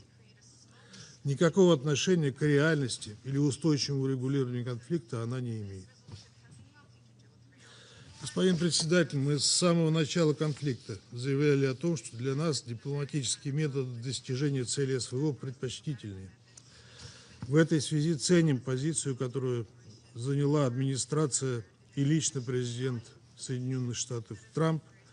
Россия ответственно и со всей серьезностью подходит к тристоронним переговорам, участвуя в дискуссиях в Абу-Даби и Женеве. Но любые договоренности должны быть комплексными, учитывать нашу озабоченность по поводу первопричин конфликта и привести к его реальному завершению, а не ко временному прекращению огня, который киевский режим использует в своих агрессивных целях.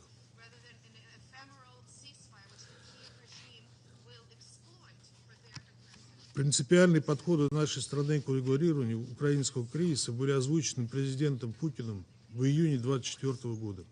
Напомню, речь идет о соблюдении Украины прав русскоязычного населения, о ее возвращении к внеблоковым, нейтральным и безъядерным основам, зафиксированным в Декларации о ее государственном суверенитете от 16 июля 1990 года, ее демилитаризации и денацификации, признание статуса Крыма, Севастополя, Донецкой, Луганской Народной Республики, Херсонской и Запорожской областей в соответствии с волей их жителей в качестве субъектов Российской Федерации.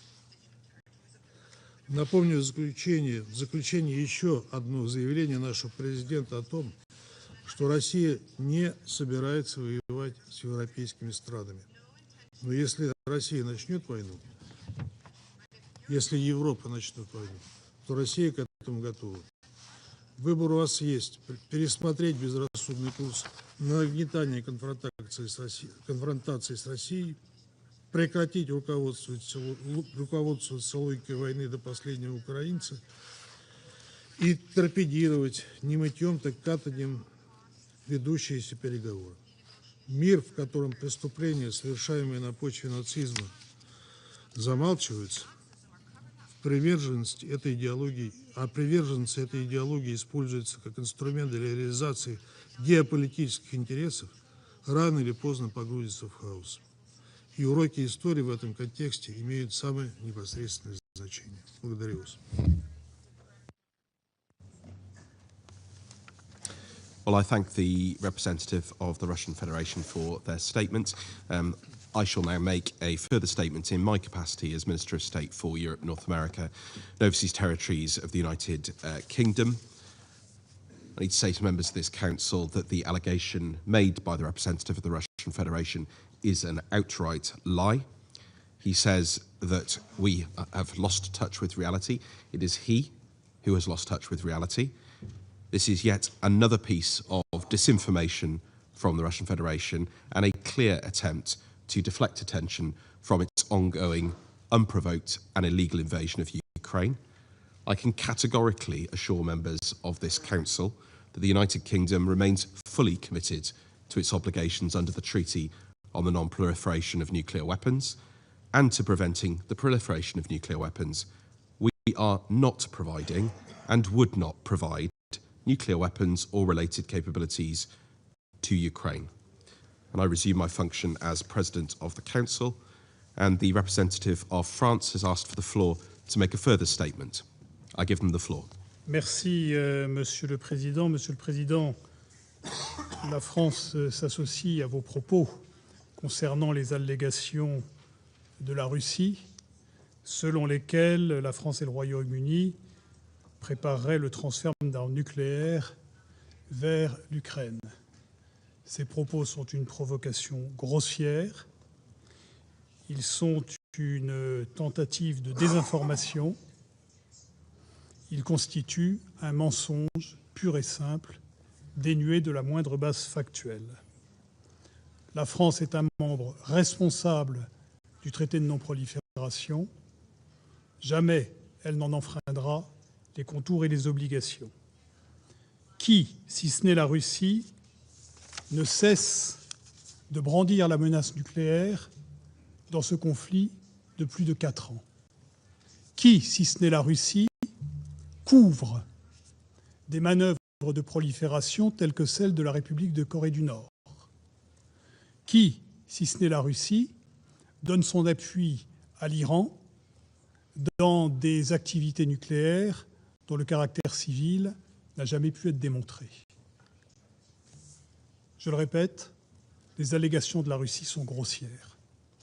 Mais permettez-moi d'aller un pas plus loin et de relever que les propos liminaires du représentant permanent de la Fédération de Russie démontrent la difficulté de la Fédération de Russie à accepter l'existence même d'une nation ukrainienne, à accepter l'indépendance, la souveraineté de l'Ukraine, à accepter que l'Ukraine veut être une nation par elle-même.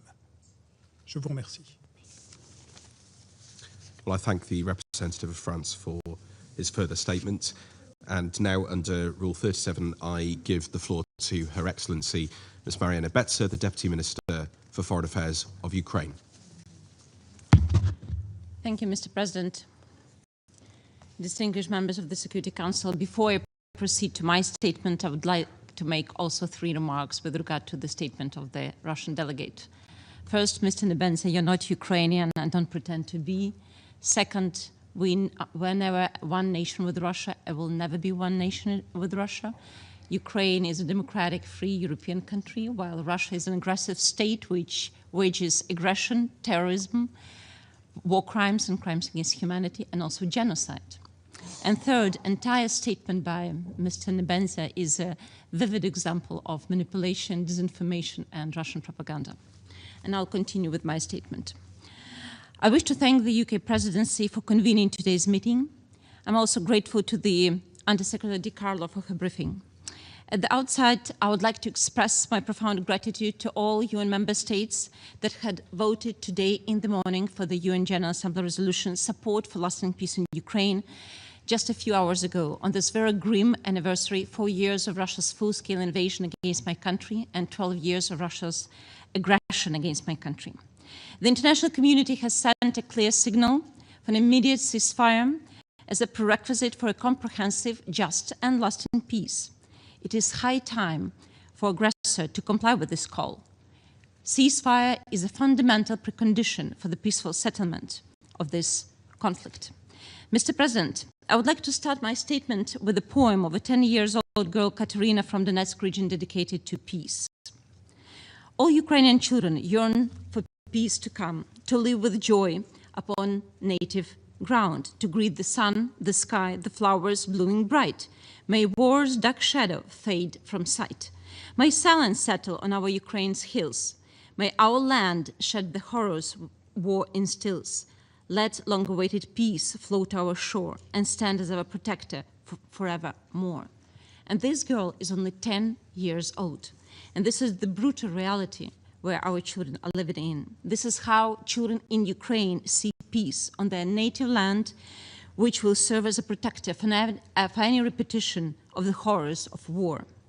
Mr. President, the United Nations, including its Security Council, was established 80 years ago to save succeeding generations from the scourge of war.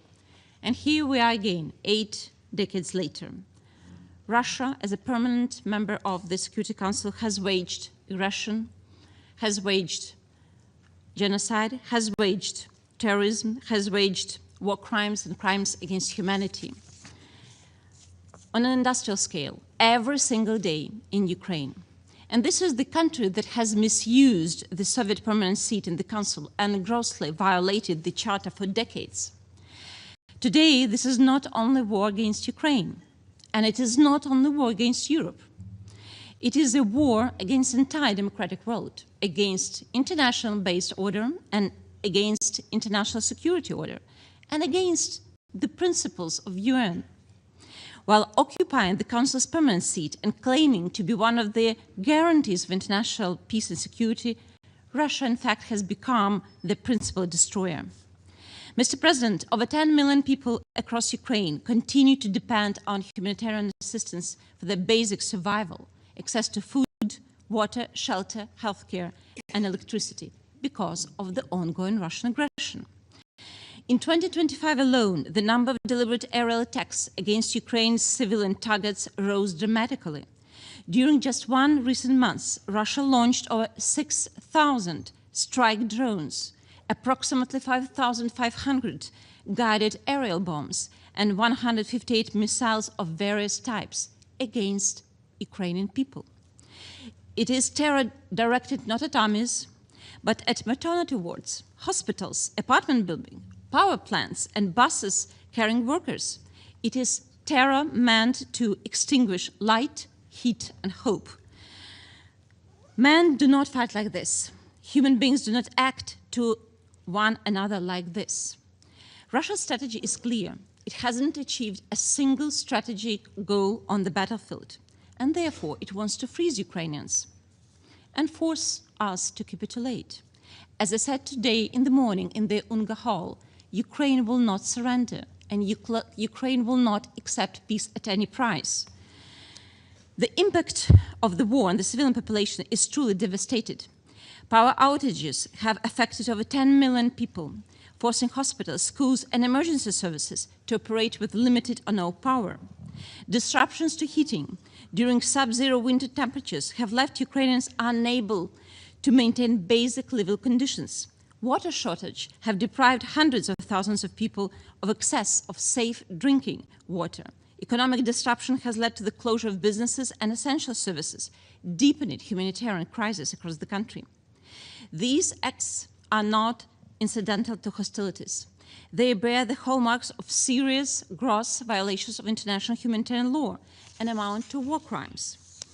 We count to document indiscriminate and disproportionate attacks, the use of weapons in densely populated areas, summer executions, torture and ill-treatment of detainees, conflict-related sexual violence, and unlawful deportation and forcible transfer of civilians, including children. In this context, arrest warrants on Russian top officials and militaries issued by the International Criminal Court underscore that such conduct may entail individual criminal responsibility under international law. Those responsible must be held accountable. Moreover, Russia has deliberately targeted grid lines and substations essential for the reliable offset power supply of nuclear power plants, creating nuclear risks not only to Ukraine and not only to Europe. One such attack recently caused the Chernobyl nuclear power plant to lose its external power supply. Against this backdrop, the situation at the Russian-occupied Zaporizhzhia nuclear power plant remains gravely alarming. Europe's largest nuclear facility has endured repeated losses of offset power. This leaves the plant in a state of constant and dangerous vulnerability, while Russia continues unlawful and irresponsible attempts to connect the plant to its own energy system. The international community must act decisively and without delay, including through the establishment of temporary international supervision to ensure nuclear and radiation safety, prevent further militarization, and safeguard the plant's legal status.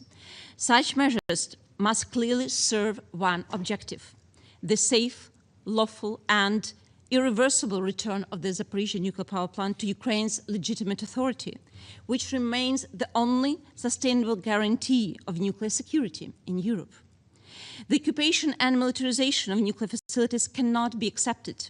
Ukraine calls on all partners to impose comprehensive sanctions on Rosatom and to reduce cooperation with this entity wherever possible. Distinguished colleagues, resilience alone is not enough. Ukraine urgently needs both humanitarian and defense assistance to protect our people. We express our deepest gratitude to the governments and citizens of all countries providing assistance. Your support saves lives and sends a clear message to Russia that their terror will not break Ukraine. We're also deeply grateful to the United Nations agencies operating in Ukraine under very difficult conditions. Since February 2022, the UN system in Ukraine has been implementing one of its largest humanitarian operations. In January 2026, the United Nations presented a new humanitarian response plan for Ukraine for the year 2026, aimed at assisting more than 4.1 million Ukrainians.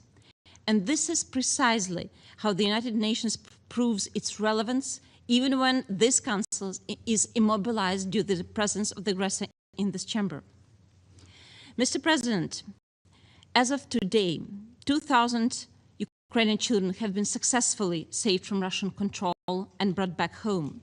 At the same time, we are aware of more than 20,000 Ukrainian children who have been abducted and deported by Russia in grave breach of international law. Overall, approximately 1.6 million Ukrainian children remain on the temporary occupied territory. Russia systematically subjects Ukrainian children to militarization, forcibly alters their identity, changes their citizenship status, and seeks to impose upon them a hateful ideology aimed at totally erasing their Ukrainian identity. This is a deliberate component of Russia's genocidal policy against Ukraine and Ukrainians. I urge all UN member states to contribute to implementing the recently adopted UNGA resolution on the return of Ukrainian children, in particular by consolidating pressure on Russia. For Ukraine, the return of each and every child is moral imperative. It is a matter of justice, of identity, and of the very future of our nation.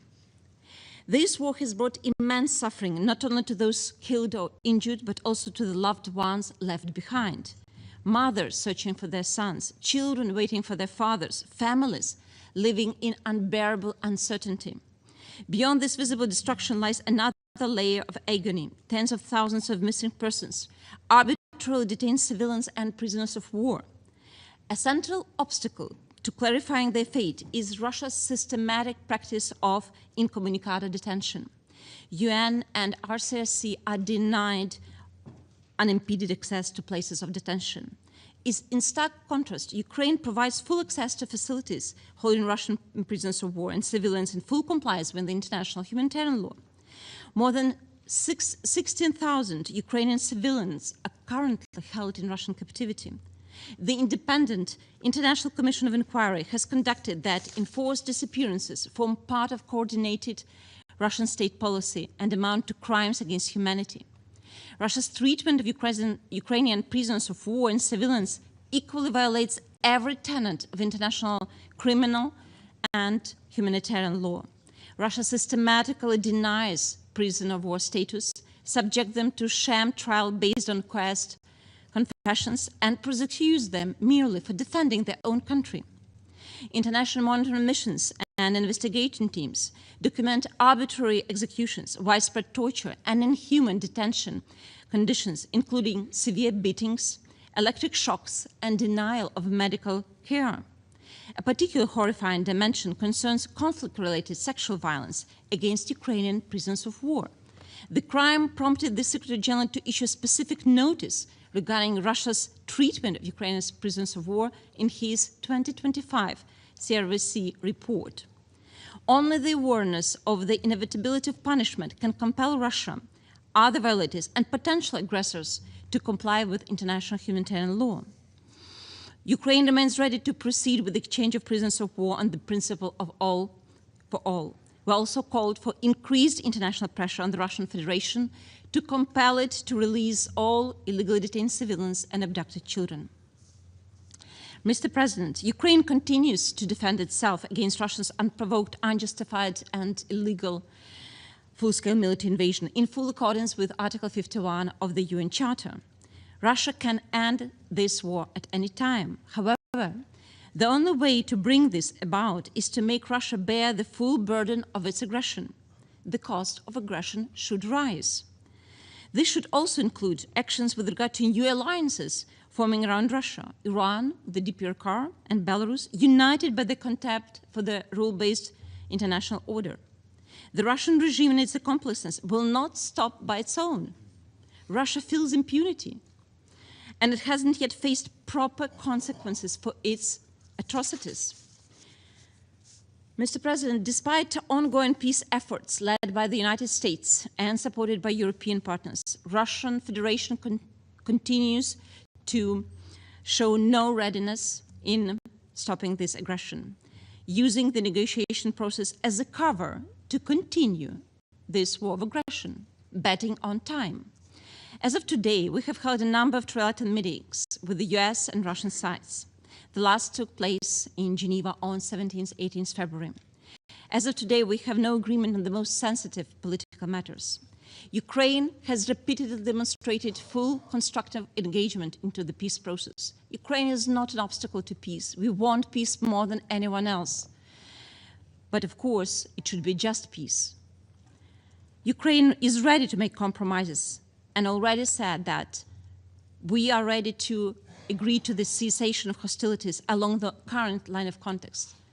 It is a very difficult compromise for us, but we cannot compromise our sovereignty and territorial integrity. Yet the Kremlin's position remains unchanged. It wants Ukraine to withdraw from our own sovereign territory to ensure that Russia can occupy it. And this is not a matter of negotiating red lines. Sovereignty and territorial integrity is a key founding principle of the UN Charter. It is a red line for Ukraine, and I'm more than sure for every country present in this hall. Mr. President, while Russia continues its war, we must mobilize all possible resources to stop the aggressor and uphold international law. First, sanctions. Sanctions are not magic solution, but they're essential and they're efficient. They must be strengthened to impose real economic sanctions, including targeting Russia's shadow fleet, limiting oil revenues, and restricting access to critical components of weapons production. Second, defense support. Ukraine needs additional air defense systems and modern capabilities to close out the skies and to protect our people. Third, security guarantees. Ukraine must receive credible and legally binding guarantees to prevent any future aggression. And fourth, justice. Accountability should prevail, and it must include ensuring full compensation by the aggressor for the damage, loss, and injury caused to Ukraine and its people in accordance with international law. And all those responsible, Russian military and political leadership, should be held to account. Mr. President, the question today is whether the United Nations is capable of fulfilling its core function, maintaining international peace and security. We must reaffirm that international law is not just declaratory, but a real instrument of peace. If a comprehensive, just, and lasting peace is not restored in Ukraine, if the rule of force prevails, no country will be safe. If aggression prevails, the global security system will collapse, and I'm afraid UN might collapse. Ukrainians are fighting for the right to live freely on our own land, on our own soil, in our own state, and in accordance with our own choice. We will never recognize the occupation and will never accept territorial concessions. We will never compromise our freedom. Our ultimate goal is comprehensive, just, and lasting peace based on UN Charter, international law, where every state can be certain that sovereignty is respected, its people are safe, and aggression and aggressor are punished. Thank you for your attention. Slava Ukraini. I thank Her Excellency Ms. Mariana Betzer for her statement, and I now give the floor to His Excellency Mr. Petr Matsinka, Deputy Prime Minister and Minister for Foreign Affairs of the Czech Republic. Mr. President, distinguished members of the Security Council, ladies and gentlemen, thank you for this opportunity to speak here today.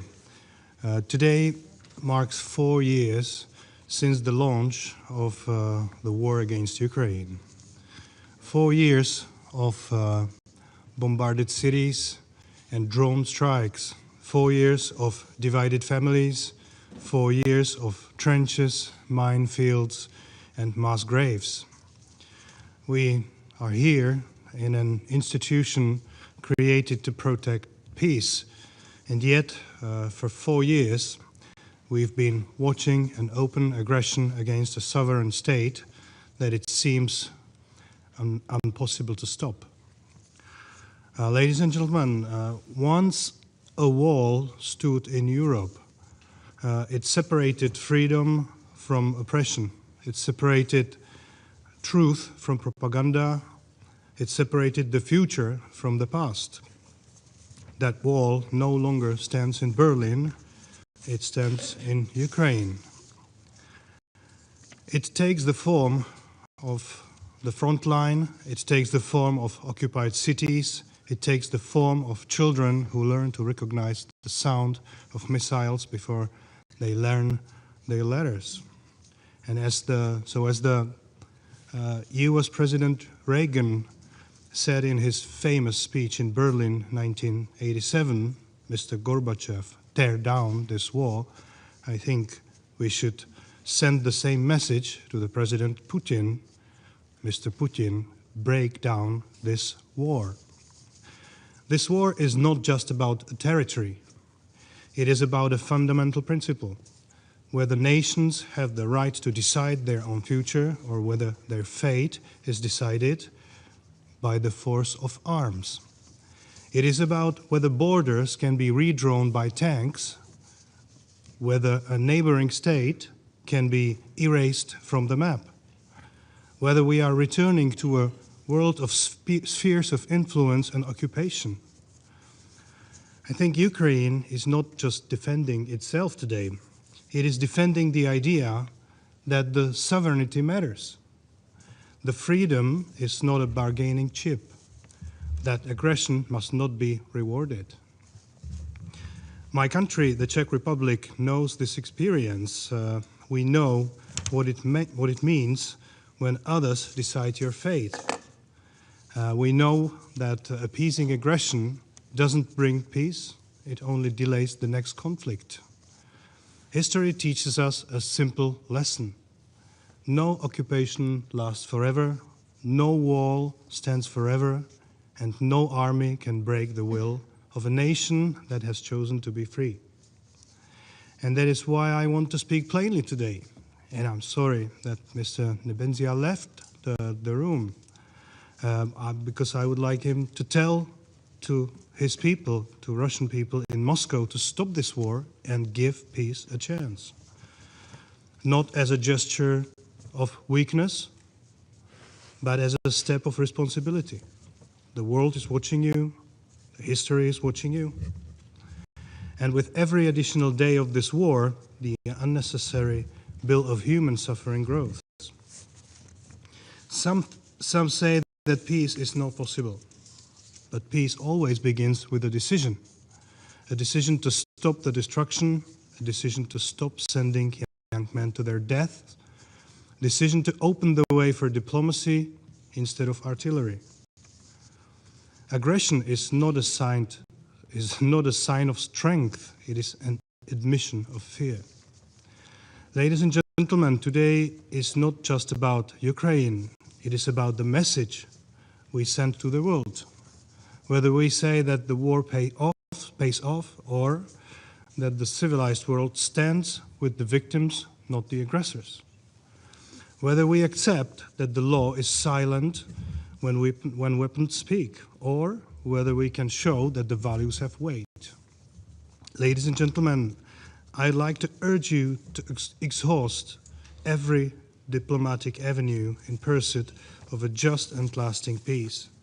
In this regard, I commend the US President Trump and his team for their tireless effort to bring the parties to the table. Talks, however imperfect, are infinitely preferable to alternative. The future doesn't have to belong to the trenches. It can belong to reconstruction, it can belong to cooperation, it can belong to a generation that will no longer know the sound of sirens and drones, as the representative from Liberia mentioned. But that future begins with a single decision. So please, honorable representatives from Russia, tell to your President Putin to stop the war. Thank you. I thank His Excellency Mr. Matsinka for his statement, and I now give the floor to His Excellency Mr. Michael Damianos, Minister of Energy, Commerce and Industry of Cyprus. Distinguished members of the Security Council, Mr. President, Cyprus fully aligns with the EU statement, but I would like to make some brief remarks in my national capacity. Today marks 4 years since the Russian Federation launched its full-scale invasion of Ukraine. We commemorate this solemn anniversary with reflection and with a clear awareness of our collective responsibility under the Charter of the United Nations. Cyprus reiterates its full and unwavering support for the independence, sovereignty, and territorial integrity of Ukraine within its internationally recognized borders. We support a comprehensive, just, and lasting peace, firmly anchored in the principles of the UN Charter and international law. Together with the European Union and its member states, Cyprus remains committed to an immediate, full, and unconditional ceasefire. We call on the Russian Federation to agree to such a ceasefire, to which Ukraine has consistently expressed its readiness, and to engage in genuine and constructive negotiations. In this regard, Cyprus welcomes the ongoing diplomatic efforts aimed at ending the war, including the involvement of the United States in advancing this process. For peace to endure, it must be just. Borders must never be altered by force, not in Ukraine, not anywhere. Any settlement must fully respect Ukraine's sovereignty and territorial integrity and include credible security guarantees to ensure its long-term stability and ability to defend itself. Cyprus speaks from its own historical experience. As a country that has endured foreign aggression and ongoing occupation for more than 5 decades, we understand firsthand the lasting consequences of violations of international law. Since assuming the presidency of the Council of the European Union in January, Cyprus has prioritized support for Ukraine, advancing political, financial, humanitarian, and military assistance, while also supporting recovery, reconstruction, and Ukraine's European path. The upholding of the UN Charter should never be selective nor optional. It is universal and indivisible. Sustainable peace can never come at the expense of sovereignty, territorial integrity, or political independence. Mr. President, Cyprus will continue to stand firmly with Ukraine and its people. Thank you. I thank His Excellency Mr. Damianos for the statement, and I now give the floor to His Excellency Mr. Lasha Dasalia, Deputy Minister for Foreign Affairs of Georgia. Thank you, Mr. President, ladies and gentlemen. We are gathered here today to mark another tragic anniversary of Russia's full-scale invasion of Ukraine. These illegal attempts to forcefully redraw the borders of a sovereign neighbor constitute a direct assault on the international rules-based order. They represent a blatant violation of the principles enshrined in the United Nations Charter and the Helsinki Final Act, and they have shattered the security architecture in Europe and beyond. Georgia unequivocally condemns the immense human suffering and widespread destruction caused by Russia's war of aggression against Ukraine. In response to these grave developments, Georgia is demonstrating its full solidarity with Ukraine through consistent political and diplomatic efforts, as well as by providing substantial humanitarian assistance and supporting Ukrainians arriving to Georgia. Georgia has supported all major resolutions and initiatives adopted by leading international organizations in support of Ukraine. Mr. President, Georgia knows firsthand the consequences of occupation. Russia continues its illegal military presence in Georgia's Abkhazia and Tskhinvali regions, where the security, human rights, and humanitarian situation remains deeply concerning, and access for international monitoring mechanisms continues to be denied. The international community must remain united and resolute. Attempts to redraw internationally recognized borders by force must never be tolerated. Georgia understands well the price of peace and its importance for a stable and prosperous future for our region. We welcome all genuine efforts aimed at ending the war and achieving lasting peace. Mr. President, allow me to reaffirm Georgia's unwavering support for independence, sovereignty, and territorial integrity of Ukraine with its internationally recognized borders, including its territorial waters. I thank you very much. I thank His Excellency Mr. Darsalia for the statement. I now give the floor to His Excellency Mr. Arnold Kamel, Secretary General at the Federal Ministry of Defense of Austria. Thank you very much, Mr. President. Mr. President, esteemed members of the Security Council, Excellencies, colleagues. As we mark the 4th year of the unprovoked and illegal full-scale invasion of Ukraine by its neighbor, the Russian Federation, we are reminded that this aggression constitutes an ongoing and blatant violation of the UN Charter. It constitutes a direct attack on our international order. As our foreign minister, together with some Austrian parliamentarians, witnessed upon the visit to Ukraine last week, Ukrainians have been enduring a harsh winter under merciless drone strikes and bombardments this year. This must stop immediately. As all of you know, Austria is a militarily neutral country, but neutrality has never meant indifference. It also does not mean moral ambiguity in the face of violations of the Charter and international law. On the contrary, as a neutral country, Austria relies even more than others on the respect of our common norms and the strength of the UN Charter. As the international community, we should not, we must not accept that the most basic rules are undermined and weakened, while the ones violating the Charter shield themselves from scrutiny with the veto in the Security Council. Excellencies, colleagues, Austria does not provide weapons to Ukraine, but solidarity takes many forms. Since February 2022, nearly 100,000 Ukrainians have found refuge in Austria. Austria has provided 350 million euros of bilateral financial and humanitarian assistance to Ukraine and its neighboring countries. Finally, Austria has consistently advocated for a comprehensive, just and lasting peace in Ukraine, a peace based on the UN Charter and international law. But peace negotiations are simply not credible while bombs fall and missiles strike. We therefore need an urgent ceasefire, one that is actually respected, monitored and implemented. The United Nations and the OSCE, both with headquarters in Vienna, could play an important role in the implementation of a ceasefire or a broader peace agreement. Austria stands ready to support all genuine efforts towards peace, including by offering our good offices and hosting negotiations in Vienna, as has been done often in the past. And we will continue to do our part through humanitarian assistance, by raising our voice and by supporting dialogue. I thank you. I thank His Excellency Mr. Kamel for the statement. I now give the floor to His Excellency Mr. Stavros Lambrinidis, Head of the Delegation of the European Union to the United Nations.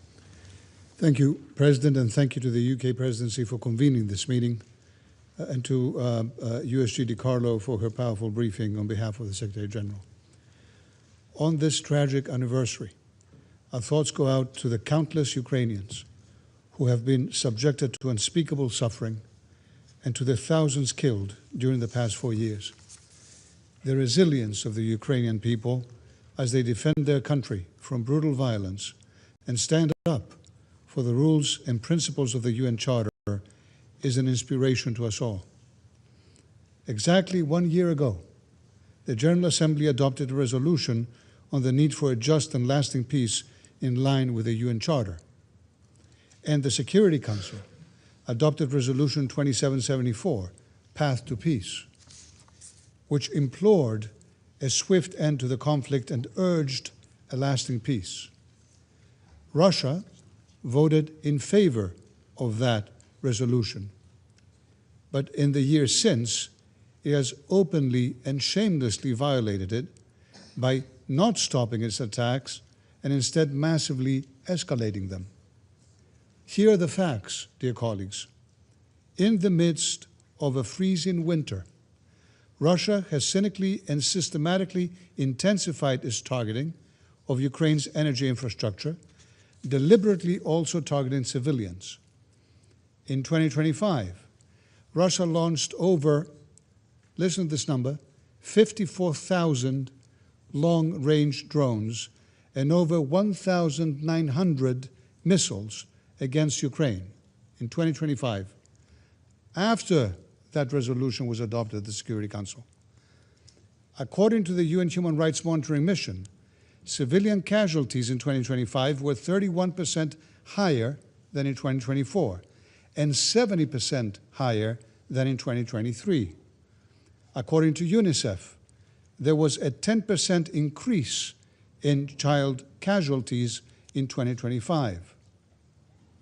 Almost all civilian casualties, 97% of them, verified by the United Nations, occurred in Ukrainian-controlled territories from attacks launched by the Russian army. So much for the Russian representative reminding us that Security Council resolutions are legally binding. That's rich. Dear colleagues, these are not the actions of a country interested in ending its war of aggression. Intentionally directing attacks against civilians and civilian objects is a war crime, and its perpetrators must be held fully accountable. The civilian population in Ukraine, including children, is paying the highest of prices. Let me recall that the General Assembly clearly confirmed last December the need to redouble efforts to facilitate the return of Ukrainian children who have been deported and forcibly transferred by Russia, and we look forward to an update on the UN Secretary General's efforts to that end. President, colleagues, the situation today is as plain as it is critical. Ukraine is ready for serious negotiations and compromises, as illustrated by their readiness to agree to an immediate ceasefire, de facto freezing the current positions of the battlefield. But Russia has not moved an inch from its maximalist claims. Our efforts continue to focus on achieving an immediate, full, and unconditional ceasefire and a just, lasting, and comprehensive peace in line with international law and the UN Charter. This is precisely what was confirmed today at the GA Hall by an overwhelming majority of UN member states. The European Union will sustain its diplomatic efforts with Ukraine, together with the United States and other partners. We urge Russia to end its aggression and call on all members of this Council to join us in this message to Moscow. To have peace, Russia must be made to realize that its strategy of pretending to negotiate while extending its aggression will no longer be tolerated. Third countries that enable Russia's aggression must stop doing so too. We condemn the continued military support provided by Iran, Belarus, and their DPRK, and urge all countries, including all members of this Council, to immediately cease any direct or indirect assistance to Russia. President, to conclude, let me reiterate that borders cannot be changed by force, not in Ukraine, not anywhere. Any future agreement must respect Ukraine's independence, sovereignty, and territorial integrity within its internationally recognized borders. It must guarantee Ukraine's independence, long-term security, and ability to defend itself. No one wants and needs peace in Ukraine more than the Ukrainians. No one. And no one has a larger stake in European security than the Europeans. It is time for Russia to stop the killing and leave Ukraine's territory, which they illegally occupy. Today, more than ever, action by this Council is needed to end a devastating war that has lasted for too long. Thank you, Mr. President. Well, I thank His Excellency Mr. Lambrinidis for his statement, and under Rule 37, I now give the floor floor to the representative of Lithuania. Thank you, Mr. President. Excellencies, we are entering the 5th year of Russia's unprovoked and unjustified war of aggression against Ukraine, and the 13th year since the illegal annexation of Crimea. This war is not only a tragedy for Ukraine and its people, it's a direct assault on the foundations of international peace and security. The scale of documented Russian war crimes and crimes against humanity speaks for itself. Cities razed, civilians deliberately targeted, millions displaced, critical infrastructure systematically destroyed. Let us be clear, this is a war of choice, driven by calculated imperial ambition. Human lives are treated as collateral damage in Russia's pursuit of power by a permanent member of this council, entrusted with upholding the very charter it now violates. The forced deportation, indoctrination, and militarization of Ukrainian children, combined with the systematic attacks on civilians and widespread atrocities, point to patterns of conduct that raise profound concern about genocidal intent. These crimes demand accountability. Excellencies, Russia's aggression does not stop at Ukraine's borders. Lithuania and other countries face escalating hybrid threats, such as cyber attacks, disinformation, sabotage against critical infrastructure, airspace violations, and the instrumentalization of migration. These are not isolated incidents. They are coordinated elements of a broader strategy to destabilize our region, intimidate democracies, and fracture international resolve to support Ukraine. We are working together in NATO and the EU to identify and to respond to hybrid threats. In this regard, I would like to use this opportunity to call on this Council to take these activities into consideration and address Russia's escalating behavior. Russia does not act alone. Belarus, the DPRK, Iran, and other authoritarian actors actively enable this war through weapons transfers, military cooperation, technology support, and sanctions circumvention. This network of enablers is expanding the conflict's geopolitical reach and undermining global stability. The UN Charter is unequivocal: sovereignty, territorial integrity, the prohibition of the use of force. These are not optional principles. Yet Russia continues to violate them while disregarding this Council's own decisions, including the Resolution 2774, demanding the cessation of hostilities. Colleagues, we have said it for 4 years and we say it again today. Russia must stop. Ukraine has demonstrated its readiness for a just and lasting peace. We support calls for an immediate ceasefire and meaningful negotiations, including diplomatic efforts advanced by the United States and its leadership, notably President Donald Trump, aimed at achieving a comprehensive peace consistent with the UN Charter and General Assembly decisions.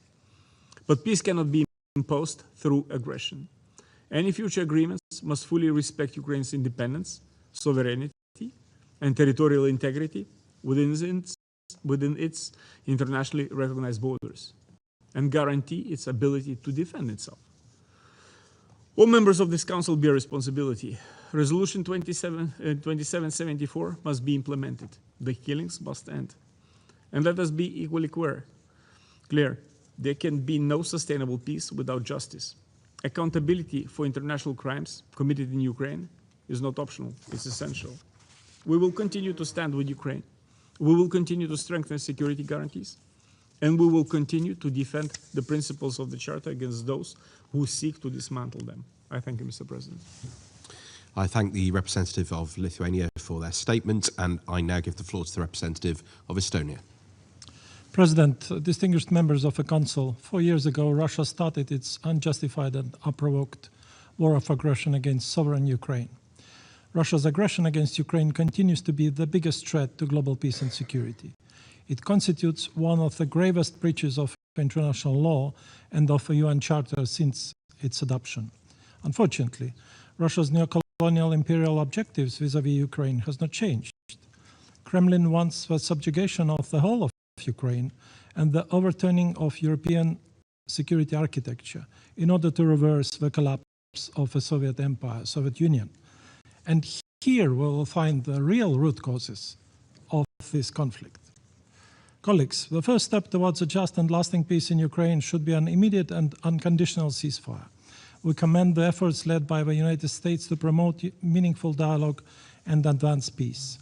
It goes without saying that any settlement must be firmly grounded in international law and in full respect of Ukraine's sovereignty and territorial integrity. Ukraine has consistently demonstrated that it is ready for peace. In contrast, Russia appears to be ready to continue its war of aggression until last Russian soldier and until Russia itself will collapse and disintegrate, sharing the fate of its predecessor, the evil empire. President, since 2022, at least 15,000 civilians have been killed and more than 40,000 injured in Ukraine by Russia, as verified by the UN. As we speak, in the coldest winter in the decade, Russia is desperately trying to use cold and darkness as a weapon to undermine the morale of the Ukrainian people. After 4 years of one major miscalculation after another and the loss of nearly 1 million soldiers, Russia still fails to comprehend resilience of the Ukrainian nation. As Ukraine enters its 5th year of a full-scale war, almost 11 million people require humanitarian assistance. On our side, and in addition to continuous supply of humanitarian assistance, to alleviate sufferings of the Ukrainian people, Estonia will host the Ukraine Recovery Conference in 2027 in Tallinn. President, throughout its war of aggression against Ukraine, Russia has been using the full spectrum of heavy weaponry, including the so-called Oreshnik missiles, capable of carrying nuclear weapons, against Ukraine's civilian population and critical civilian infrastructure.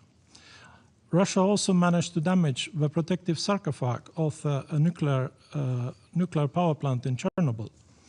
The aggressor even put the functioning of Ukrainian nuclear power plants and thus the nuclear safety of a whole continent into grave danger. Such totally irresponsible Russian nuclear roulette should stop immediately. To end the war and bloodshed, all UN member states need to come together and to collectively put additional pressure on Russia in order to force it to peace in Ukraine. We also remain deeply alarmed by the continuous systematic deportation and forced transfer of Ukrainian children. Russia's behavior and actions in this domain are not compatible with the status and responsibilities of a P5 member and amounts to war crimes and crimes against humanity. In this context, we recall the ICC arrest warrants issued for Mr. Putin and Ms. Lvova-Belova for the crime of deporting Ukrainian children to Russia and their illegal adoption. Accountability is a matter of justice and long-term security for all, and those responsible must be brought to justice. And I want to conclude my intervention today by underlining that Estonia's support to Ukraine and its people was, is, and will remain unwavering. Thank you. I thank the representative of Estonia for his statement, and I now give the floor to the representative of Germany. Mr. President, thank you very much. Thank you to the presidency of convening this important meeting on this day, and thank you to Undersecretary Di Carlo for the briefing. We mark the 4th anniversary of Russia's full-scale invasion of Ukraine, and Mr. President, you said it at the beginning, it is indeed a grim milestone. It is also a day to mourn the countless victims killed over the course of this unjustified and illegal aggression. Every day of more bloodshed is a tragedy, and it is an avoidable tragedy. The war could easily end. Time and again, Ukraine has reiterated its readiness to agree to an unconditional, immediate ceasefire. And time and again, Russia chooses to continue its brutal warfare. While apparently engaging in negotiations, but stalling in reality, Russia sends rockets to destroy Kiev's heating system, leaving hundreds of thousands of people, young and old, sick and healthy, exposed to Arctic temperatures. This war, colleagues, has profound consequences for Ukraine, but also for all member states of the United Nations in so many ways, many of which have been mentioned today in previous interventions. And one very important consequence is the violation of the most fundamental norms of the United Nations Charter. Our common security depends on all of us jointly upholding these most essential norms. So this morning, the United Nations General Assembly sent a clear signal that the reckless continuation of warfare is not acceptable, and that the rules that we have all agreed to as member states of the United Nations matter. Russia must finally agree to an unconditional ceasefire and seriously engage in negotiations. This war has to end, and we will not rest to work until a comprehensive, sustainable, and just peace is achieved. The people of Ukraine have the right to live in peace and security within the secure borders of their sovereign nation. Germany reaffirms its continued and unwavering support for Ukraine's independence, sovereignty, and territorial integrity within its internationally recognized borders. And what we do as Germany, I would like to underline at this point, for Ukraine and for European security, we do with partners, with allies, and with friends. And to our Russian colleague, who has unfortunately left the room, who selectively quoted from the speech of the German Chancellor in Munich, I would suggest that the speech was read and digested in full, because it clearly shows what we are doing and why we have to invest in our defenses, and the reason being the Russian aggression. And to not quote selectively, I would like to offer the following quote from the Chancellor's speech. Power politics in Europe is not an option for Germany. Leadership in a spirit of partnership, yes. Hegemonic fantasies, no. Never again will Germany go it alone. That is the abiding lesson from our history. End of quote. Colleagues, a lesson from our history and from World War II is that we have to abide by common rules that we gave each other and that we all supported in signing the United Nations Charter. And this is why we're here today, and this is what we're working with all of you, friends, allies, partners around the world. Thank you. I thank the representative of Germany for his statement, and I now give the floor to the representative of Sweden. Mr. President, I have the honor to speak on behalf of the 5 Nordic states, Denmark, Finland, Iceland, Norway, and my own country, Sweden. For 4 long and devastating years, the people of Ukraine have rightfully defended the country against Russia's full-scale invasion. Their resilience continues to command our utmost respect. Russia's aggression against Ukraine was unprovoked and unjustified. Its objective was and remains the subjugation of an independent member state. What the Kremlin envisioned as a 3-day so-called special military operation has instead become the largest military conflict on European soil in generations, with consequences felt far away beyond Europe. Mr. President, this war of aggression carried out by a permanent member of this Council constitutes a flagrant violation of international law and the UN Charter. It goes against the fundamentals of this organization, and in particular this Council, which has been mandated to uphold international peace and security. The General Assembly has repeatedly, again this morning, called for a sustainable and just peace in Ukraine, grounded firmly in international law, including the UN Charter. Respect for sovereignty and territorial integrity is not an abstraction. It is a foundation for our global system of collective security. Mr. President, important progress is being made on accountability, including the work underway to establish a special tribunal for the crime of aggression and an international claims commission. We will ensure that aggressors are held responsible and that Russia will pay compensation for the damage caused by its war. Russia's aggression cannot be rewarded. It would create a dangerous precedent. It is in our common interest as UN member states to ensure respect for sovereignty, territorial integrity, and political independence of all states, both large and small. Let one truth be abundantly clear. No one wants peace more than the Ukrainians. They are the ones who have paid an unbearable price. It is their civilian infrastructure that has been destroyed. It is they who have suffered torture, rape, and summary executions. They have seen their children forcibly taken away in a systematic state-directed Russian campaign that has been documented by UN agencies. While Ukraine continues to call for an immediate ceasefire and a peace consistent with international law, Russia continues its systematic attacks against civilians and civilian infrastructure. aimed at spreading fear and weakening the resilience of Ukraine's civilians. Russia has created one of the world's largest humanitarian crises, and through its actions, it continues to show no genuine interest in peace. Mr. President, the Nordic states will remain unwavering in our support for Ukraine. We support a just and sustainable peace, a peace rooted in international law and the UN Charter. I thank you.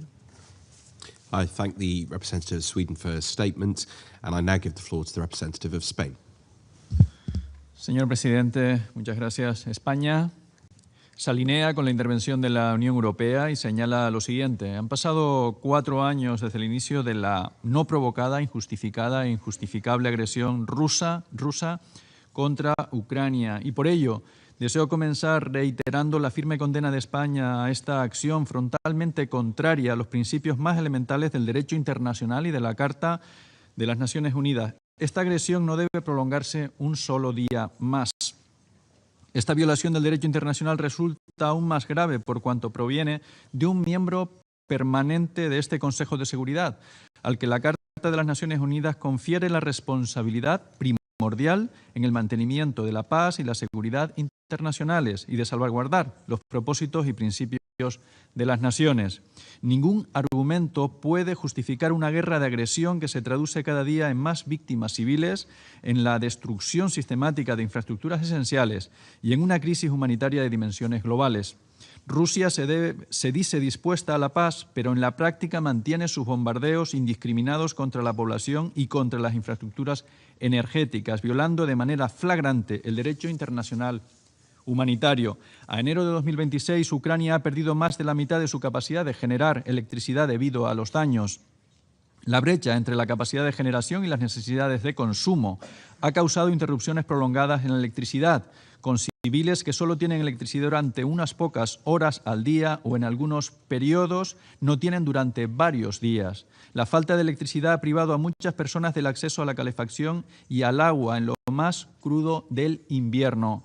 Según los datos, se han producido más de 1.000 ataques contra infraestructuras sanitarias. Se han destruido o dañado 1.611 escuelas y el 95% de los prisioneros de guerra ucranianos liberados y encuestados han revelado haber sido objeto de tortura. Estos crímenes no pueden ni deben quedar impunes y requieren de una acción decisiva por parte de este Consejo de Seguridad. Rusia y sus dirigentes deben rendir cuentas por estas violaciones del derecho internacional humanitario y de los derechos humanos. España seguirá apoyando todos los esfuerzos diplomáticos encaminados a una paz justa y duradera, al tiempo que mantendrá su contribución política, financiera, humanitaria y de seguridad en el apoyo al derecho de Ucrania a la legítima defensa. La comunidad internacional debe apoyar un proceso de paz entre Rusia y Ucrania, pero una paz que premie la agresión no sería paz, sería una derrota del derecho internacional. La paz que se alcance ha de estar basada en los principios que han garantizado durante décadas la paz y la seguridad internacionales. De lo contrario, el orden internacional, la estabilidad de las fronteras, la independencia, la soberanía y la integridad de los estados de todo el mundo estarán amenazadas. Si permitimos que un Estado invada a otro, ejerza coerción sobre su soberanía sin responder por ello, ningún país está a salvo. Debemos reafirmar el orden internacional basado en normas que protege por igual a Estados grandes y pequeños. España seguirá de manera inequívoca al lado de Ucrania, convencida de que la agresión debe ser castigada y nunca recompensada. En el contexto actual de negociación de un acuerdo de paz, sostenemos que nada que afecte al futuro de Ucrania debe decidirse sin escuchar a Ucrania. El sufrimiento y la resistencia del pueblo ucraniano tiene que verse recompensado con un proceso de paz en el que participe directamente, en el que se tengan en cuenta sus intereses y su seguridad y en el que se exijan esfuerzos y concesiones de manera equitativa. Para terminar, señor presidente, nuestro mensaje es firme y no admite ambigüedades. Rusia debe cesar de inmediato su agresión y retirar todas sus tropas del territorio de Ucrania, dentro de sus fronteras internacionalmente reconocidas. Solo así será posible abrir el camino hacia una paz global, justa, duradera y basada en la Carta de las Naciones Unidas. Muchas gracias, señor presidente. Well, gracias. I thank the representative of Spain for their statement, and I now give the floor to the representative of Poland. Mr. President, Excellencies, 4 years ago, Russia launched a full-scale invasion in Ukraine, seeking to redraw the map of Europe and erase a sovereign nation. Many thought that such actions belonged to the dark past of the previous centuries. But Russia reminded us that her imperial craving for colonies knows no such limits. 4 years later, Ukraine continues to valiantly defend itself against the brutal onslaught. Every inch of Russian sluggish progress on the battlefield comes at an enormous price in soldiers' lives and suffering. And yet, more than 1,400 days since the start of the three-day special operations, it continues to wage the illegal war in full disregard for human life, including that of its own citizens. The reason behind it is very simple. Moscow does not want peace. Moscow wants Ukrainian capitulation, while Ukraine wants peace, and that's the difference. Despite the diplomatic efforts of Kyiv, our partners in Washington, D.C. and the broader international community, Putin continues to seek a total subjugation of Ukraine, as we also heard today from the Russian ambassador. Excellencies, already today, this aggression does not stop at Ukraine's border. We feel it in Poland through hybrid attacks, sabotage, and cynical attempts to destabilize our society. So do many of our partners across Europe. Make no mistakes. These actions will not undermine our resolve to help a nation under attack. But they do carry a risk of escalation that should concern us all. And I want to put this to attention of this Council. Mr. President, through this aggression, Russia has betrayed the very principles of the UN Charter and international law. Violation made it all more shocking by the fact that they are committed by the permanent member of the Security Council, the very member that last year voted in favor of the resolution calling for a swift end to the conflict and urging a lasting peace. Excellencies, Russian attacks on Ukraine remain systematic and deliberate. Nearly every day, drones and missiles strike Ukrainian cities and critical infrastructure. Attacks on energy infrastructure represent a calculated weaponization of winter. The strategy is simple: to break civilians through frost and darkness. This is terror elevated to the level of the state policy. We categorically condemn such attacks and refuse to remain indifferent. This policy is, however, failing. Ukraine is not defending itself, it is repairing, building, and preserving. This commands our deepest respect.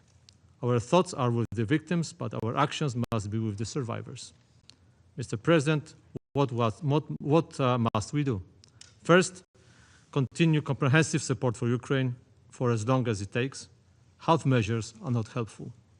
Second, maintain and strengthen sanctions, particularly on Russian energy exports that finance the war. Sanctions must bite.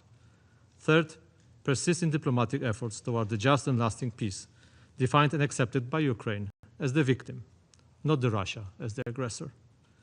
On our end, Poland will not waver in its support to Ukraine, be it government-led aid or heartfelt assistance from our citizens, NGOs, and the faith-based organizations. We have been helping Ukraine from the day one and mobilizing others to do so, and this will not change. It is my hope that a year from now, we will not be sitting here repeating the same pleas. It is time for Russia to end this war and finally understand that the era of the Russian Empire is over. Neither White Empire nor the Red Empire, for which the Russian ambassador was longing for today. Thank you. Well, I thank the representative of Poland for their statement. And as there are no more names inscribed on the list of speakers, I want to thank all speakers for their contributions. Wish you all safe journeys. This meeting is adjourned.